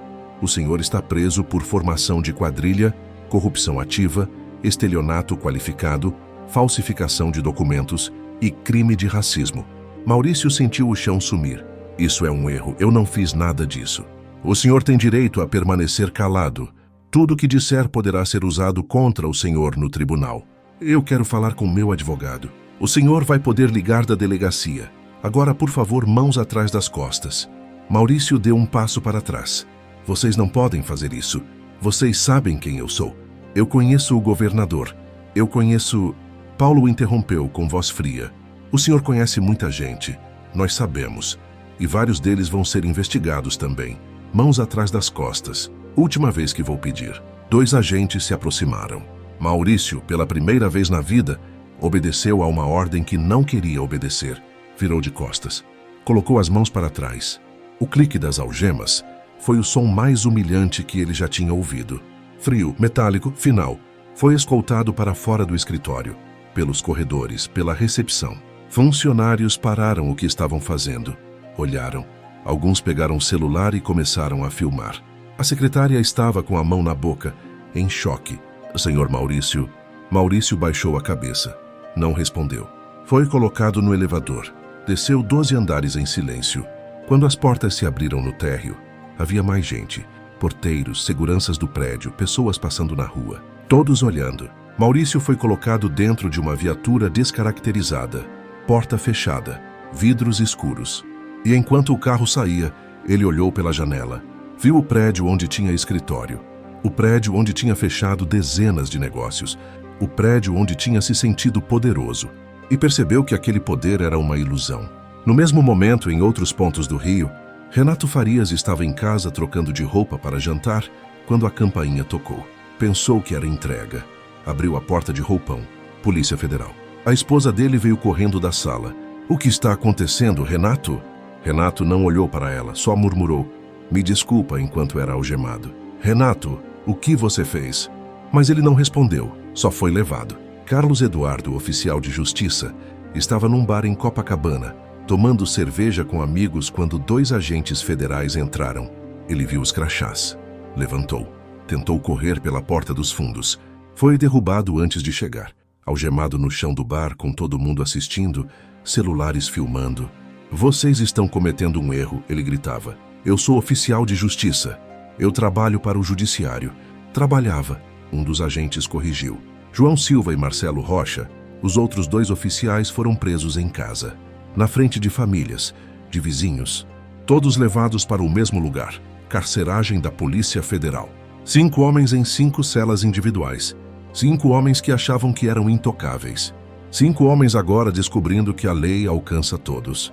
Sexta-feira, 6 horas da tarde. Rafael estava no gabinete em Brasília quando Paulo ligou. Todos presos, sem incidentes. Rafael fechou os olhos, respirou fundo. Algum deles reagiu? Maurício tentou fazer ameaça. Eu conheço gente. Não adiantou nada. Renato ficou quieto. Um dos oficiais tentou fugir. Foi contido. E a imprensa? Já vazou. Em meia hora vai estar em todo lugar. Bom, Rafael desligou. Ficou olhando para a tela do computador. O processo aberto. A denúncia. As provas. Respirou fundo de novo. E ligou para a mãe. Geralda atendeu no 3º toque. Rafael. Mãe, pode chamar o pai para ouvir junto? Pode. Barulho de passos. Benedito, vem aqui, é o Rafael. Mais barulho. A voz do pai. Eu estou aqui, filho. Rafael foi direto. Maurício Tavares foi preso hoje, há 1 hora atrás. Silêncio do outro lado. Depois Geralda com voz trêmula. Preso. Preso. Por formação de quadrilha, corrupção, estelionato, racismo. Ele roubou casas de 29 famílias. A Polícia Federal prendeu ele e mais 4 pessoas envolvidas no esquema. Benedito perguntou devagar. E agora? Agora tem o julgamento. Audiência pública. Na próxima segunda-feira, dia 9 de dezembro. Aqui em Brasília. Aqui? É crime federal. Vai ser julgado por juiz federal. E quem é o juiz? Geralda perguntou. Rafael hesitou. Depois disse com voz mais baixa. Eu. Silêncio longo. Você? Benedito repetiu sem acreditar. Eu. O processo caiu comigo porque envolve crimes contra direitos humanos. É minha especialidade. Eu me declarei impedido do caso civil específico de vocês. Outro juiz vai julgar a anulação do despejo e a indenização. Mas o processo criminal, onde Maurício vai ser condenado à prisão, esse eu posso julgar. E vou. Geralda começou a chorar. Não conseguiu falar. Benedito tinha a voz embargada. Filho, você investigou isso esse tempo todo? Investiguei. Com a ajuda do Ministério Público e da Polícia Federal. Reunimos provas, gravações, 13 famílias que vão testemunhar. E agora ele vai pagar por tudo que fez. A gente pode estar lá na audiência? Rafael pensou. Podem. Mas vai ser público, jornalistas, outras vítimas, advogados. Vai ter muita gente. E vai ser difícil. Vão falar coisas duras, mostrar provas. Vocês têm certeza? Benedito respondeu imediatamente. Absoluta. A gente precisa estar lá, precisa ver. Então, segunda-feira, 10 da manhã, Vara Federal. Eu mando passagem e endereço. Rafael, a gente não tem dinheiro. Eu pago, não discute. Depois que desligou, Geralda se sentou tremendo. Dona Creuza, que tinha ouvido tudo, perguntou. Prenderam? Prenderam, e na segunda tem julgamento. Em Brasília? Em Brasília. O Rafael vai julgar. Dona Creuza arregalou os olhos. Rafael, o menino, não é mais menino. É juiz federal e foi ele que prendeu o homem que destruiu a gente. Benedito estava olhando para a própria mão, fechando, abrindo, como se testasse se era real. A gente vai testemunhar contra ele, Geralda. A gente vai olhar na cara dele e contar o que ele fez. Sábado e domingo foram dias de preparação intensa. Rafael passou o fim de semana trabalhando. Nem saiu do apartamento. Releu o processo completo. Todas as 200 e tantas páginas, cada prova, cada gravação transcrita, cada depoimento. Fez anotações à mão num caderno. Destacou pontos-chave. Preparou perguntas que faria às testemunhas. Porque segunda-feira não seria audiência comum. Seria pública, com jornalistas, com vítimas, com o Brasil inteiro prestando atenção. O vídeo de Benedito caindo tinha tido milhões de visualizações. Hashtags tinham viralizado. Todo mundo sabia do caso. Que agora iam descobrir que o homem do vídeo estava sendo julgado por um juiz que era filho dele. Rafael sabia que cada palavra que dissesse seria analisada, cada decisão questionada, qualquer erro seria ampliado. Não podia errar. No sábado à noite tentou dormir. Não conseguiu. Ficou olhando para o teto, repassando mentalmente a estrutura da audiência, ordem das testemunhas, perguntas, procedimentos. Às 4 da manhã ainda estava acordado. Levantou, fez café, voltou aos documentos. Marina também estava trabalhando. Ela ligou no domingo de manhã. Rafael, você dormiu? Não muito. E você? Também não. Estou revendo a acusação. Precisa estar perfeita. Vai estar. Marina hesitou. Rafael, você tem certeza que quer fazer isso? Julgar esse caso? Seria mais fácil se declarar impedido. Ninguém ia te julgar. Eu posso julgar, legalmente. Eu sei que pode, mas deve. Suas vítimas são seus pais, Rafael. 2 das 29 vítimas são meus pais. As outras 27 não têm nada comigo. Eu tenho o dever de julgar. Marina suspirou. Tá, mas vai ter pressão, muita. Se você vacilar, vão cair em cima. Eu não vou vacilar. E se a defesa questionar seu impedimento? Rafael tinha pensado nisso. Vou ter resposta pronta. Fundamentação jurídica sólida. Se questionarem, eu refuto. Beleza. Confia em mim, então, porque eu vou esmagar a defesa na acusação. Enquanto isso, no Rio, Geralda e Benedito também se preparavam. Sábado foi dia de organizar documentos, pegar a roupa melhor. Dona Creuza lavou e passou tudo com cuidado. Benedito tinha uma camisa social azul clara que raramente usava, calça preta, sapato de couro velho, mas bem engraxado. Geralda tinha um vestido simples, mas arrumado, azul marinho. Ela o vestiu no sábado para ver se cabia. Cabia, mas estava largo. Tinha emagrecido muito nas últimas semanas. A gente vai com dignidade, ela disse para Benedito. A gente perdeu a casa, mas não perdeu a dignidade. Domingo de manhã, 5 horas, o despertador tocou. Dona Creuza os levou ao aeroporto. Santos Dumont, voo das 7h30. Geralda nunca tinha andado de avião. Estava nervosa. E se cair? Não vai cair, mãe, Benedito disse. Mas ele também estava apreensivo. Fizeram check-in. Passaram pela segurança, foram para o portão de embarque. Quando chamaram para embarcar, Geralda apertou a mão de Benedito. Entraram no avião.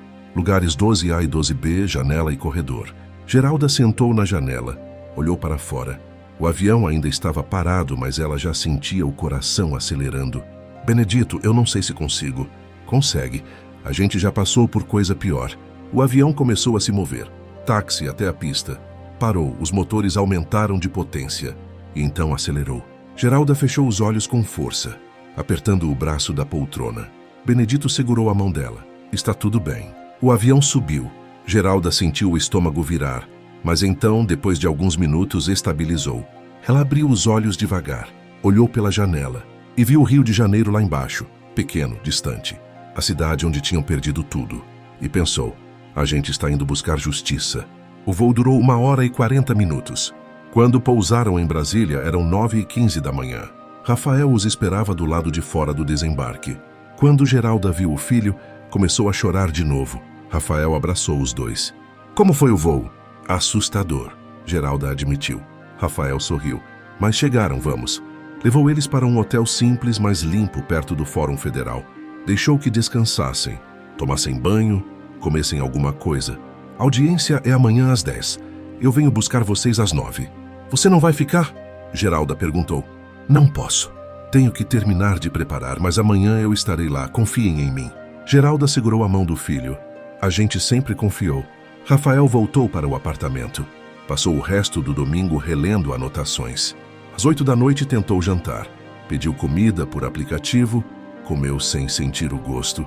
Às 10 tentou dormir de novo. Dessa vez conseguiu. Mas sonhou com a mãe chorando, com o pai caindo, com Maurício rindo. Acordou às 5 da manhã. Domingo virando segunda. O dia do julgamento tinha chegado. Segunda-feira, 9 de dezembro.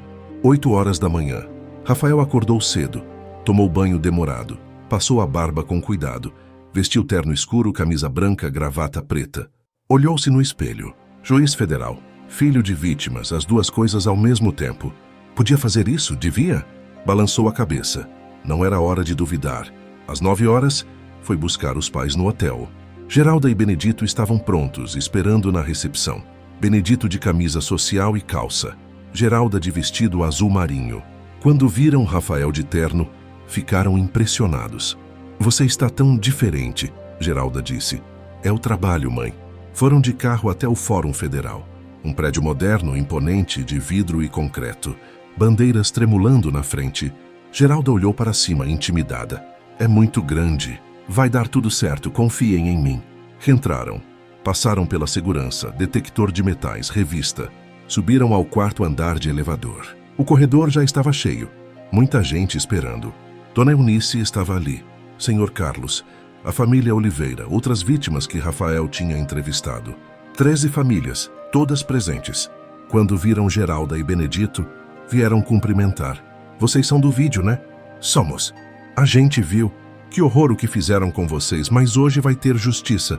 Tinha jornalistas também, com câmeras, gravadores, blocos de anotação, muitos. Um repórter se aproximou de Geralda. Senhora, a senhora é uma das vítimas, pode dar entrevista? Rafael se colocou na frente. Não agora, depois da audiência. O repórter insistiu, mas depois. Às 9h50, a porta da sala de audiências se abriu. Um oficial de justiça anunciou. Audiência pública no processo criminal número 5002347. Pedimos que todos entrem em silêncio e tomem seus lugares. A sala era grande. Cadeiras de madeira em fileiras. No fundo, um espaço elevado onde ficaria o juiz. As vítimas entraram e sentaram nos bancos do fundo. Algumas tiveram que ficar em pé encostadas na parede, porque não cabiam todos sentados. Os jornalistas ficaram numa área delimitada, do lado direito. Os advogados entraram. Defensoria Pública da União para defender os réus. Marina entrou representando o Ministério Público Federal. Sentou na mesa da acusação. E então, escoltados por agentes da Polícia Federal, entraram os réus. Maurício Tavares vinha na frente. Não estava de terno. Estava com roupa simples fornecida pelo presídio. Calça bege, camisa branca, sem algemas. Dentro da sala não usa, só no transporte. Mas o que mais impactou não foi a roupa. Foi a postura. Maurício entrou de cabeça erguida, olhar firme, sem demonstrar medo. Ainda achava que ia sair daquilo. Atrás dele, Renato Farias, também de roupa de presídio, mas de cabeça baixa, envergonhado. Depois os 3 oficiais, Carlos Eduardo, João Silva, Marcelo Rocha, foram colocados em cadeiras ao lado da mesa da defesa. Maurício olhou para a sala, viu todas aquelas pessoas, viu as vítimas no fundo. Seus olhos encontraram Geralda e Benedito. Por um segundo houve reconhecimento. O casal do vídeo. Os velhos que ele tinha despejado. Maurício desviou o olhar, sem nenhuma expressão. Geralda apertou a mão de Benedito com tanta força que doeu.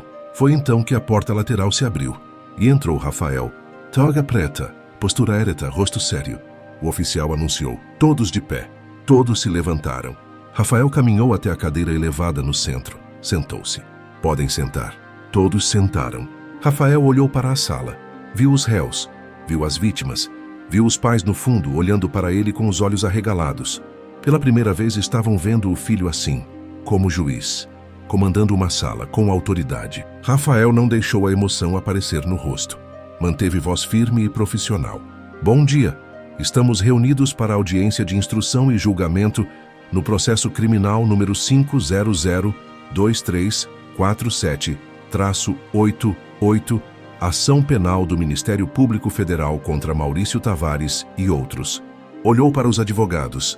Antes de começarmos, Há alguma preliminar que a defesa deseja apresentar? Um dos defensores públicos se levantou. Homem de uns 40 anos, experiente. Sim, meritíssimo. A defesa gostaria de arguir impedimento do juiz. Silêncio pesado na sala. Geralda sentiu o coração parar. O defensor continuou. Dr. Rafael, temos informação de que entre as vítimas listadas na denúncia constam Geralda Santos Silva e Benedito Santos Silva, que são, segundo informações que obtivemos, seus pais adotivos. Rafael manteve a expressão neutra, mas por dentro, o coração acelerou. Isso procede? Proceed.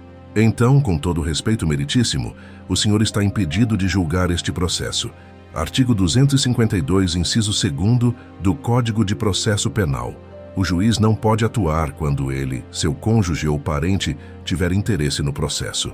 Murmúrios na sala. Jornalistas anotando freneticamente. Geralda estava pálida. Benedito também. Rafael ia ser tirado do caso. Rafael respirou fundo. Pegou o Código de Processo Penal que estava na mesa. Abriu na página que já tinha marcado.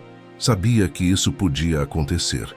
Doutor defensor, o artigo que o senhor citou está correto, mas vamos analisar com cuidado. Leu em voz alta. O juiz não poderá exercer jurisdição quando ele ou seu cônjuge ou parente for parte ou diretamente interessado no feito. Olhou para o defensor. A questão é quem é parte neste processo? As vítimas, meritíssimo. Não. As partes são Ministério Público Federal como autor e os 5 réus como acusados. As vítimas não são partes processuais. São testemunhas, e eventual indenização será tratada em processo cível separado, que eu já me declarei impedido de julgar. O defensor tentou contra-argumentar, mas meritíssimo, Rafael o interrompeu educadamente, mas com firmeza. Além disso, este processo envolve 29 vítimas. 2 delas, sim, são meus pais, mas as outras 27 não têm nenhum parentesco comigo.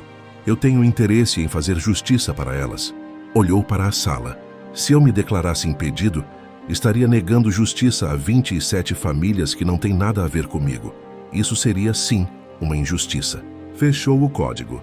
Portanto, rejeito a preliminar de impedimento. Processo prossegue. O defensor sentou derrotado. Geralda soltou o ar que estava segurando. Rafael continuou. Havendo alguma outra preliminar? Silêncio. Não havendo, vamos proceder. Ministério Público pode apresentar a acusação. Marina se levantou, e a audiência começou. Marina se levantou e foi para o centro da sala. Meritíssimo, o Ministério Público gostaria de ouvir as vítimas. Rafael assentiu. Pode proceder. Marina chamou a primeira testemunha, Dona Eunice Pereira da Silva. Dona Eunice se levantou tremendo. Foi até a frente. Sentou na cadeira de testemunha ao lado da mesa do juiz. Rafael olhou para ela com gentileza profissional. Dona Eunice, fique tranquila. A senhora vai apenas contar o que aconteceu. Dona Eunice assentiu. Marina perguntou. Dona Eunice, pode contar ao tribunal o que Maurício Tavares fez com a senhora? E Dona Eunice contou. Como tinha comprado a casa há 40 anos. Como morou ali a vida toda. Como Maurício apareceu com documentos falsos dizendo que a casa era dele. Como foi despejada em 3 dias. Como teve infarto 2 semanas depois. Tirou da bolsa as receitas médicas. Mostrou. 3 tipos de remédio para o coração. Hoje moro num quarto alugado. Gasto metade da aposentadoria com remédio. Tudo porque esse homem, apontou para Maurício, voz tremendo de raiva, roubou minha casa. Maurício não olhou para ela. Ficou olhando para a mesa.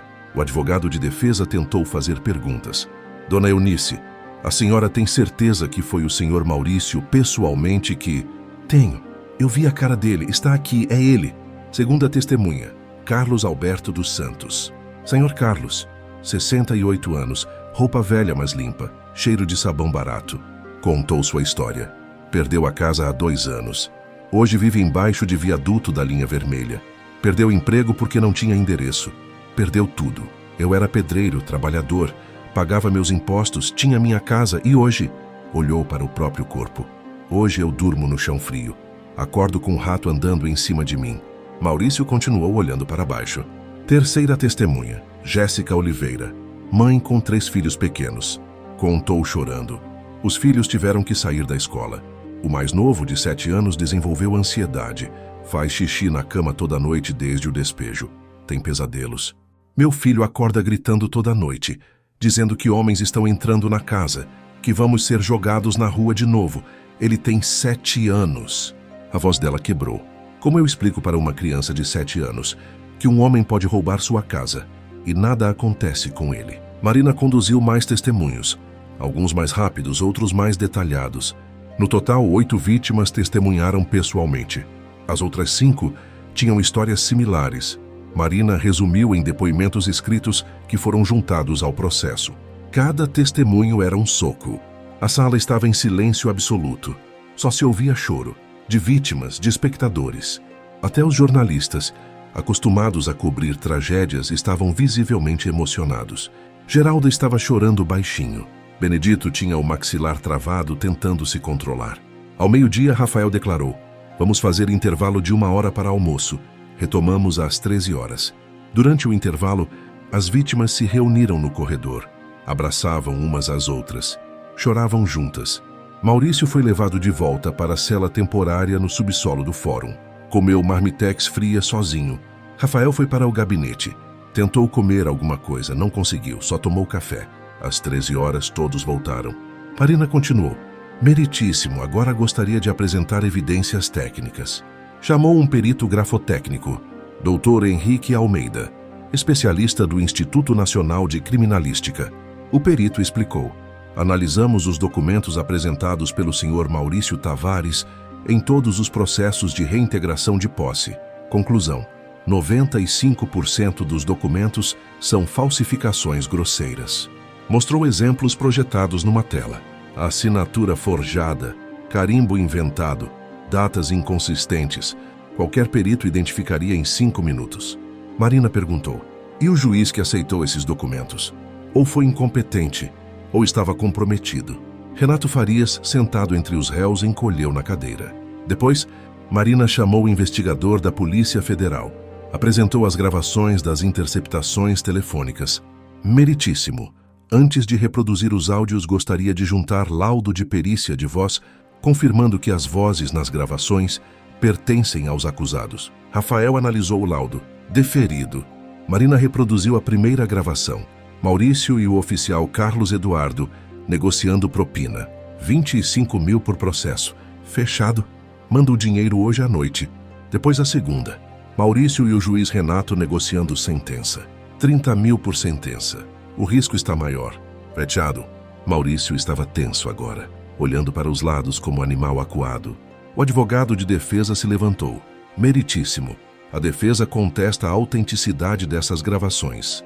Marina respondeu imediatamente: "A autenticidade foi atestada por perícia técnica da Polícia Federal, juntada aos autos. Além disso, o senhor Maurício confirma que é a voz dele?" Rafael olhou para Maurício. "Senhor Maurício, essa é sua voz na gravação?" Maurício hesitou. Olhou para o advogado. O advogado balançou a cabeça discretamente. "Não adianta negar, tem perícia." "É," Maurício murmurou. "Mais alto, por favor." É minha voz." E então Marina jogou a bomba final. "Meritíssimo, existe uma última gravação que gostaria de apresentar. É perturbadora." Rafael autorizou. Marina colocou o áudio.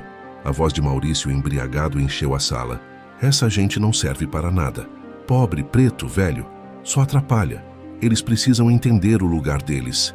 Silêncio pesado. Depois explosão de reações. Vítimas começaram a gritar: "Racista!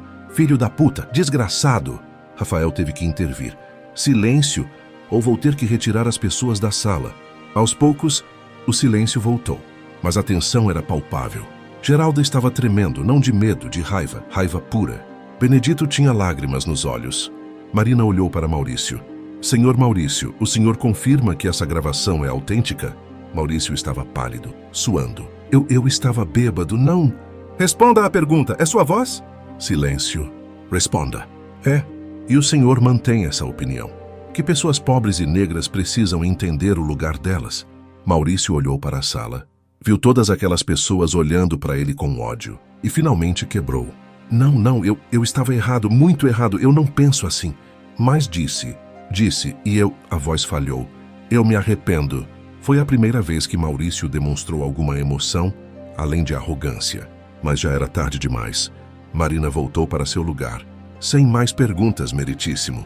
A defesa fez suas alegações finais. Os defensores públicos tentaram argumentar.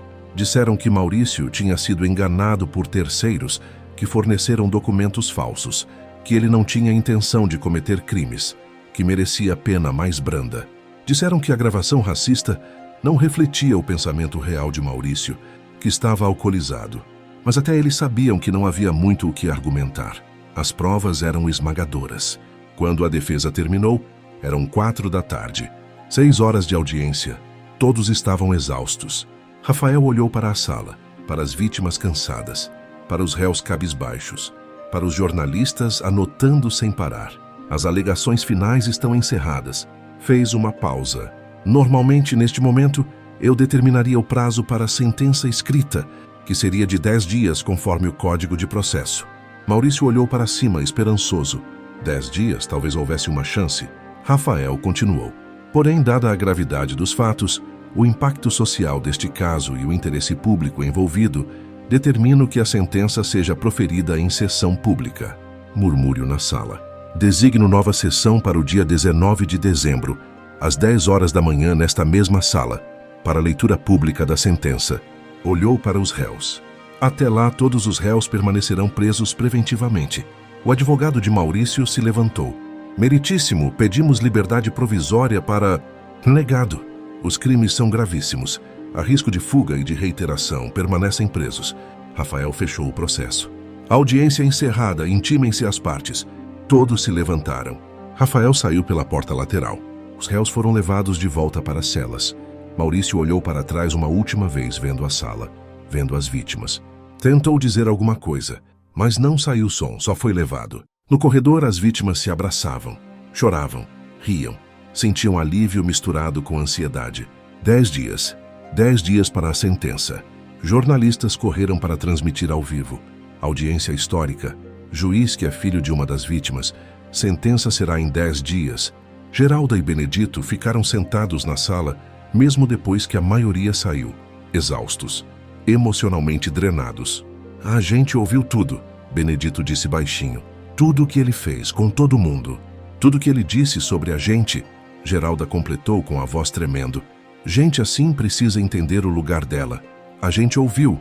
Benedito segurou a mão dela. E agora ele vai pagar. Ficaram ali mais alguns minutos, até que a porta lateral se abriu. E Rafael entrou. Sem a toga agora, só o terno. Geralda e Benedito se levantaram. Os 3 se entreolharam por um longo momento. E então Rafael caminhou até eles e os abraçou. Os 3 ficaram ali, abraçados no meio da sala vazia. Ninguém disse nada por um longo tempo. Até que Geralda murmurou com a voz abafada no ombro do filho: "Você está fazendo a coisa certa." "Estou tentando." Benedito do outro lado disse: "A gente sempre teve orgulho de você. Mas hoje, a voz falhou. Hoje a gente viu quem você realmente é." Rafael apertou o abraço. Quando finalmente se soltaram, Geralda limpou as lágrimas. "E agora? Agora vocês voltam para o Rio, descansam. E daqui a 10 dias voltam para cá. Para ouvir a sentença." "Para ouvir a sentença." Benedito perguntou cauteloso: "Você já sabe o que vai decidir?" Rafael hesitou. Depois assentiu. "Já, mas não posso falar, tem que ser escrito primeiro, fundamentado. Seguir todos os procedimentos." "Mas ele vai ser punido?" Rafael olhou diretamente para os olhos do pai. "Pai, eu prometo uma coisa. A sentença que eu vou proferir vai ser justa, vai ser proporcional aos crimes cometidos e vai ser irrecorrível." Benedito entendeu. "Então está bom. A gente confia em você." Rafael os levou de volta ao hotel. Jantaram juntos, conversaram sobre outras coisas, tentaram aliviar a tensão. No dia seguinte, terça de manhã, Rafael os levou ao aeroporto. Abraçou os 2 de novo. "Nos vemos daqui a 9 dias." O avião decolou e Rafael ficou ali olhando o céu até não ver mais nada.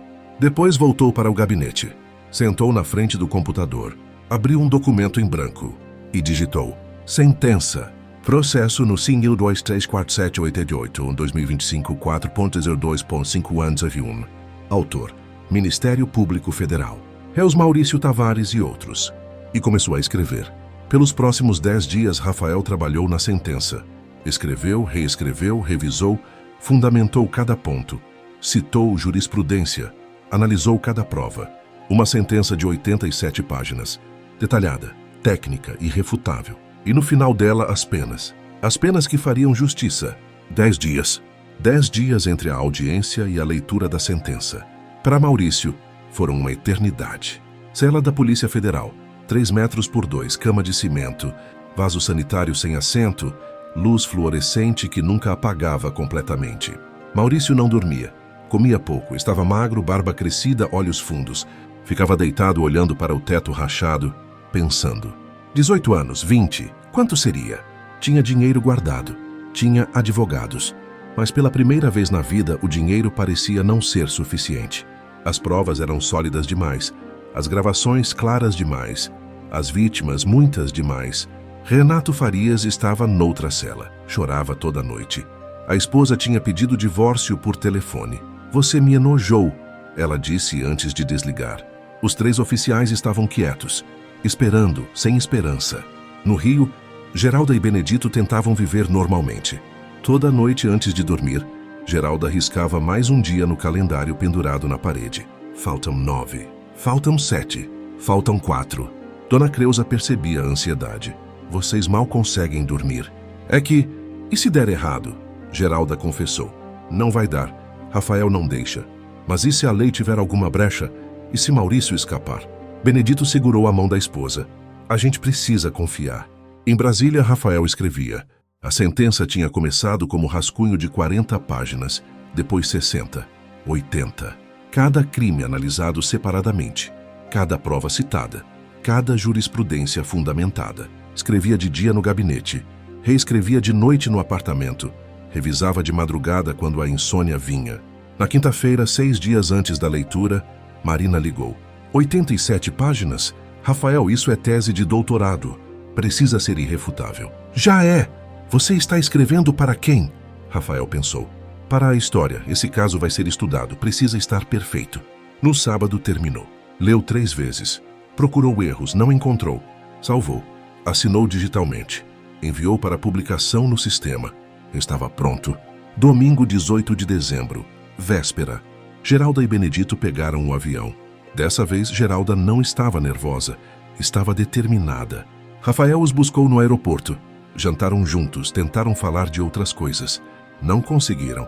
Filho, Benedito perguntou. Amanhã você vai fazer o que é certo? Rafael olhou para o pai. Sempre faço.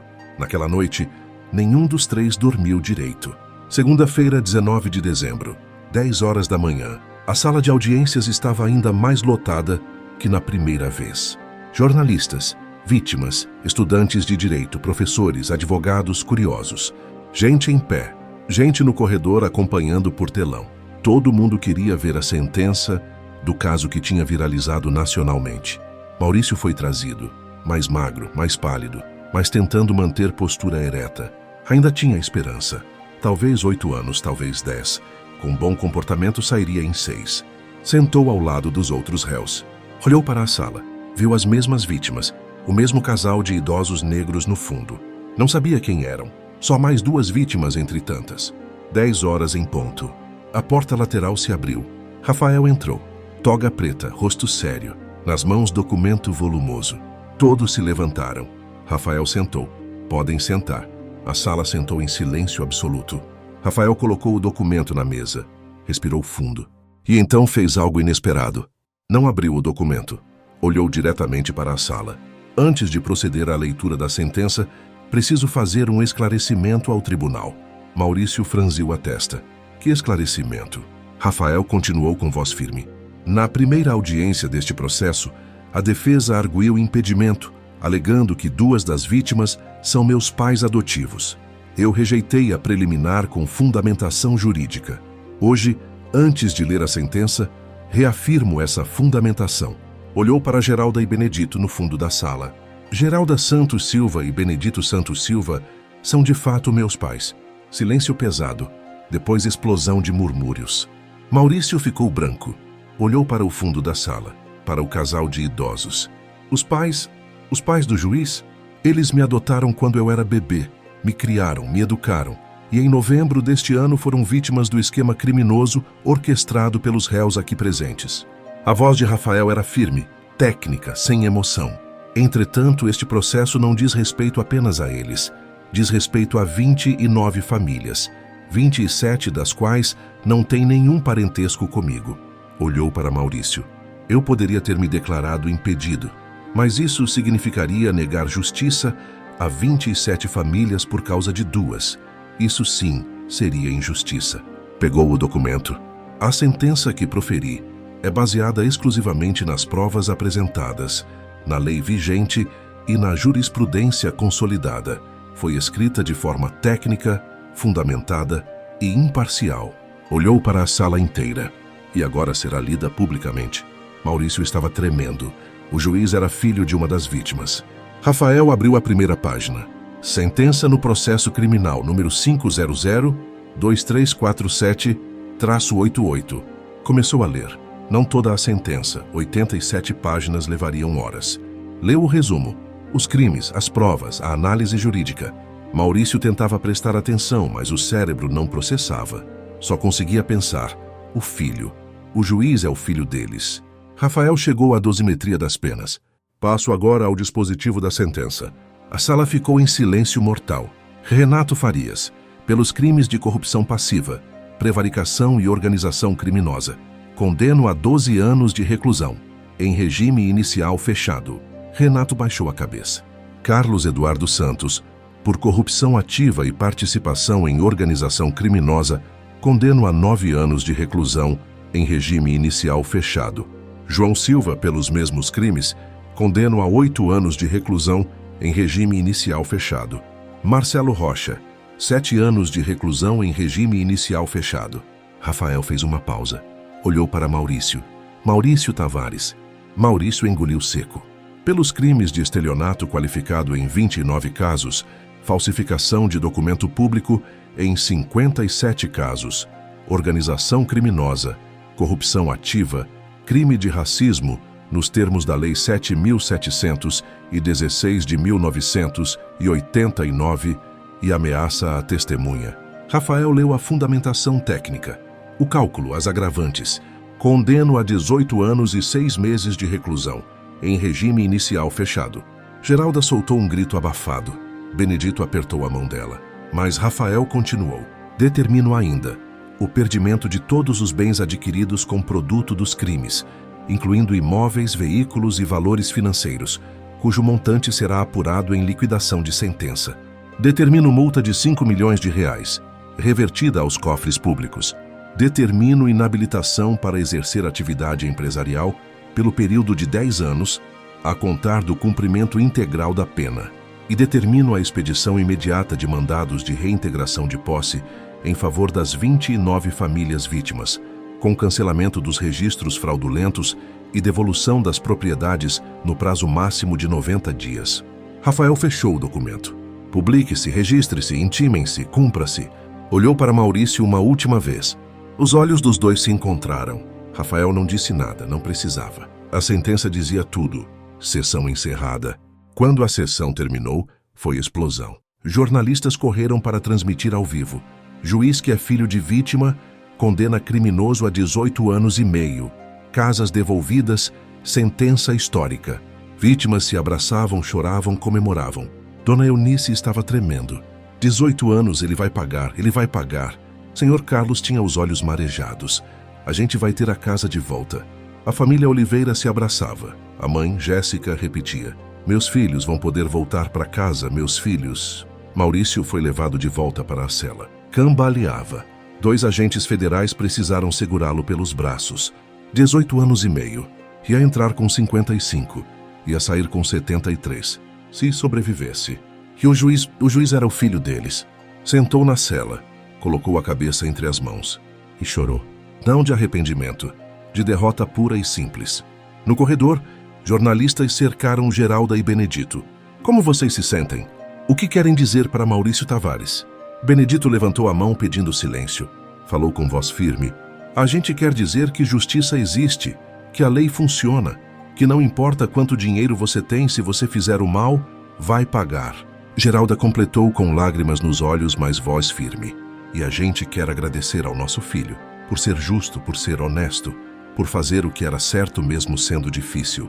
Vocês perdoam Maurício Tavares? Benedito olhou diretamente para a câmera. Perdão é entre ele e Deus. Justiça é entre ele e a lei, e hoje a lei foi cumprida. Rafael estava no gabinete, sozinho, quando bateram na porta. Entre! Era Marina. Entrou com os olhos brilhando. Rafael, aquilo foi perfeito. Rafael balançou a cabeça. Foi justo, não perfeito. Para mim foi perfeito. A forma que você revelou, a forma que você leu a sentença, técnico, digno e irrefutável. Rafael respirou fundo. Ele vai recorrer. Vai. E vai perder. Você fundamentou cada vírgula daquela sentença. Ficaram em silêncio por um momento. Rafael, você fez a coisa certa. Eu sei. Quando Marina saiu, Rafael ficou ali sentado. Tirou a toga, colocou sobre a cadeira e pela primeira vez em meses sentiu paz. Meia hora depois saiu do gabinete. Foi até o corredor. Geralda e Benedito estavam ali esperando, sentados num banco, exaustos. Quando viram Rafael, se levantaram. Os três se olharam e então se abraçaram, os três juntos em silêncio. Ficaram assim por um longo tempo, até que Geralda murmurou com a voz embargada. A gente sempre soube que você era especial, desde bebê, mas hoje a gente tem certeza. Rafael apertou o abraço. Benedito do outro lado disse, você honrou a família, honrou a lei, honrou a justiça. Quando se separaram, Geralda limpou as lágrimas. E agora? Agora vocês voltam para o Rio, descansam e esperam.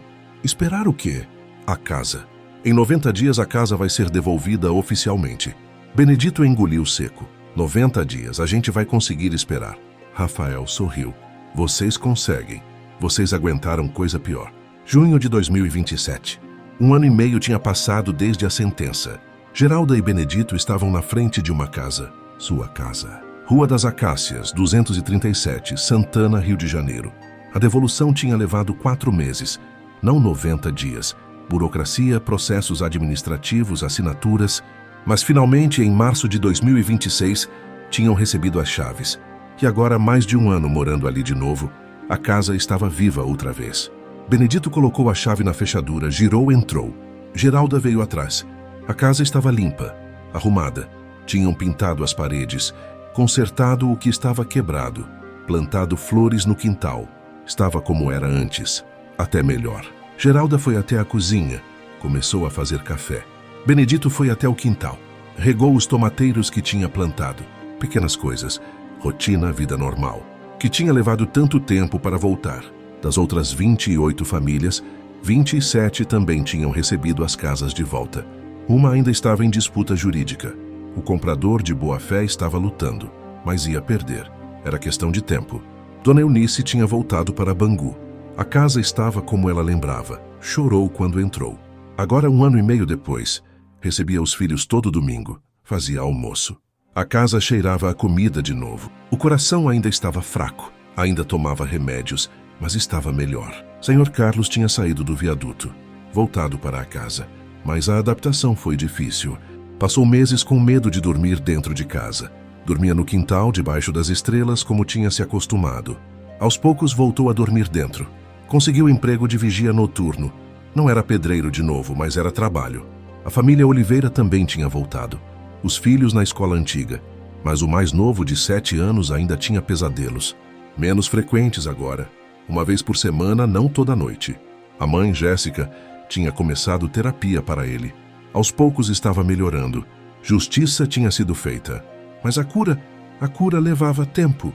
Maurício Tavares cumpria pena em penitenciária federal em Mato Grosso do Sul. Regime fechado. Cela compartilhada com outros 3 detentos. 18 anos e meio pela frente. Já tinha cumprido 1 ano e meio. Faltavam 17. Não recebia visitas. A família tinha se afastado. Os amigos tinham sumido. Passava os dias na biblioteca da penitenciária. Lia, pensava. Tinha recorrido. O recurso foi negado. Tentou habeas corpus, negado. Tentou agravo, negado. A sentença tinha transitado em julgado.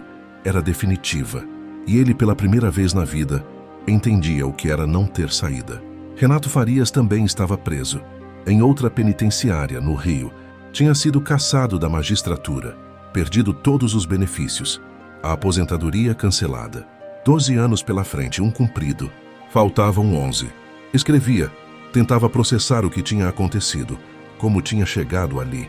Mas não encontrava resposta. Dezembro de 2027. 2 anos após a sentença. Rafael tinha voltado ao Rio para passar o Natal com os pais. Chegou numa sexta à noite. Geralda fez jantar. Benedito abriu uma garrafa de vinho barato, mas bom. Comeram, conversaram, riram. Depois do jantar, foram para a varanda. Sentaram nos bancos de madeira que Benedito tinha reformado. Olharam para o céu. Noite estrelada, sem nuvens, lua crescente. Ficaram em silêncio por um tempo. Até que Geralda perguntou baixinho: "Filho, você acha que a gente fez certo?" Rafael olhou para ela. "Certo como? Criando você. Um bebê branco, a gente sendo negro." Rafael sorriu. "Mãe, vocês me salvaram. Me deram amor, me deram educação, me deram vida. Como isso poderia ser errado? É que, às vezes eu penso, se a gente não tivesse te criado, você não teria que passar por tudo isso.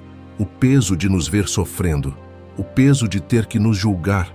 "Mãe," Rafael a interrompeu suavemente. "Eu não julguei vocês. Julguei o homem que fez mal a vocês. E faria de novo." Benedito falou olhando para as estrelas. "Você sabe que a gente é grato, né? Por tudo." "Eu sei. Não só pela sentença, por tudo. Por ser quem você é." Rafael olhou para o pai. "Eu sou quem sou por causa de vocês." Ficaram ali mais um tempo, em silêncio, apenas olhando as estrelas. Geralda segurou a mão de Benedito de um lado, a mão de Rafael do outro. Os três juntos, família. Tinha levado uma vida inteira para construir essa família. Tinha quase sido destruída, mas tinha sobrevivido. E agora, ali naquela varanda sob as estrelas, estavam em paz. Benedito quebrou o silêncio. "Você acha que ele aprendeu alguma coisa? Maurício?" Rafael pensou. "Não sei, não importa. A lei não existe para ensinar. Existe para punir e proteger. E as outras famílias? Você acha que vão ficar bem? Algumas sim. Algumas vão levar anos para se recuperar. Mas todas têm chance agora, isso é o que importa." Geralda suspirou. "Eu só queria que tudo isso nunca tivesse acontecido." "Eu também, mãe, eu também." Mais silêncio. Até que Rafael se levantou. "Vou dormir, amanhã a gente conversa mais." Beijou a testa da mãe. Abraçou o pai. Entrou. Geralda e Benedito ficaram ali, sozinhos, olhando as estrelas. "Você acha que ele sabe?" Geralda perguntou. "Sabe o quê?" "O quanto a gente ama ele. O quanto a gente é grato." Benedito sorriu. "Ele sabe, sempre soube." Ficaram mais um tempo. Depois entraram, fecharam a porta, apagaram as luzes e dormiram na casa deles, no lugar deles, em paz. Gostou dessa história? Rafael devia ter se declarado impedido ou fez certo ao julgar o caso? 18 anos e meio foi muito, pouco ou na medida certa para Maurício? E você, no lugar de Geralda e Benedito, conseguiria perdoar? Me conta nos comentários o que você acha. Até a próxima história.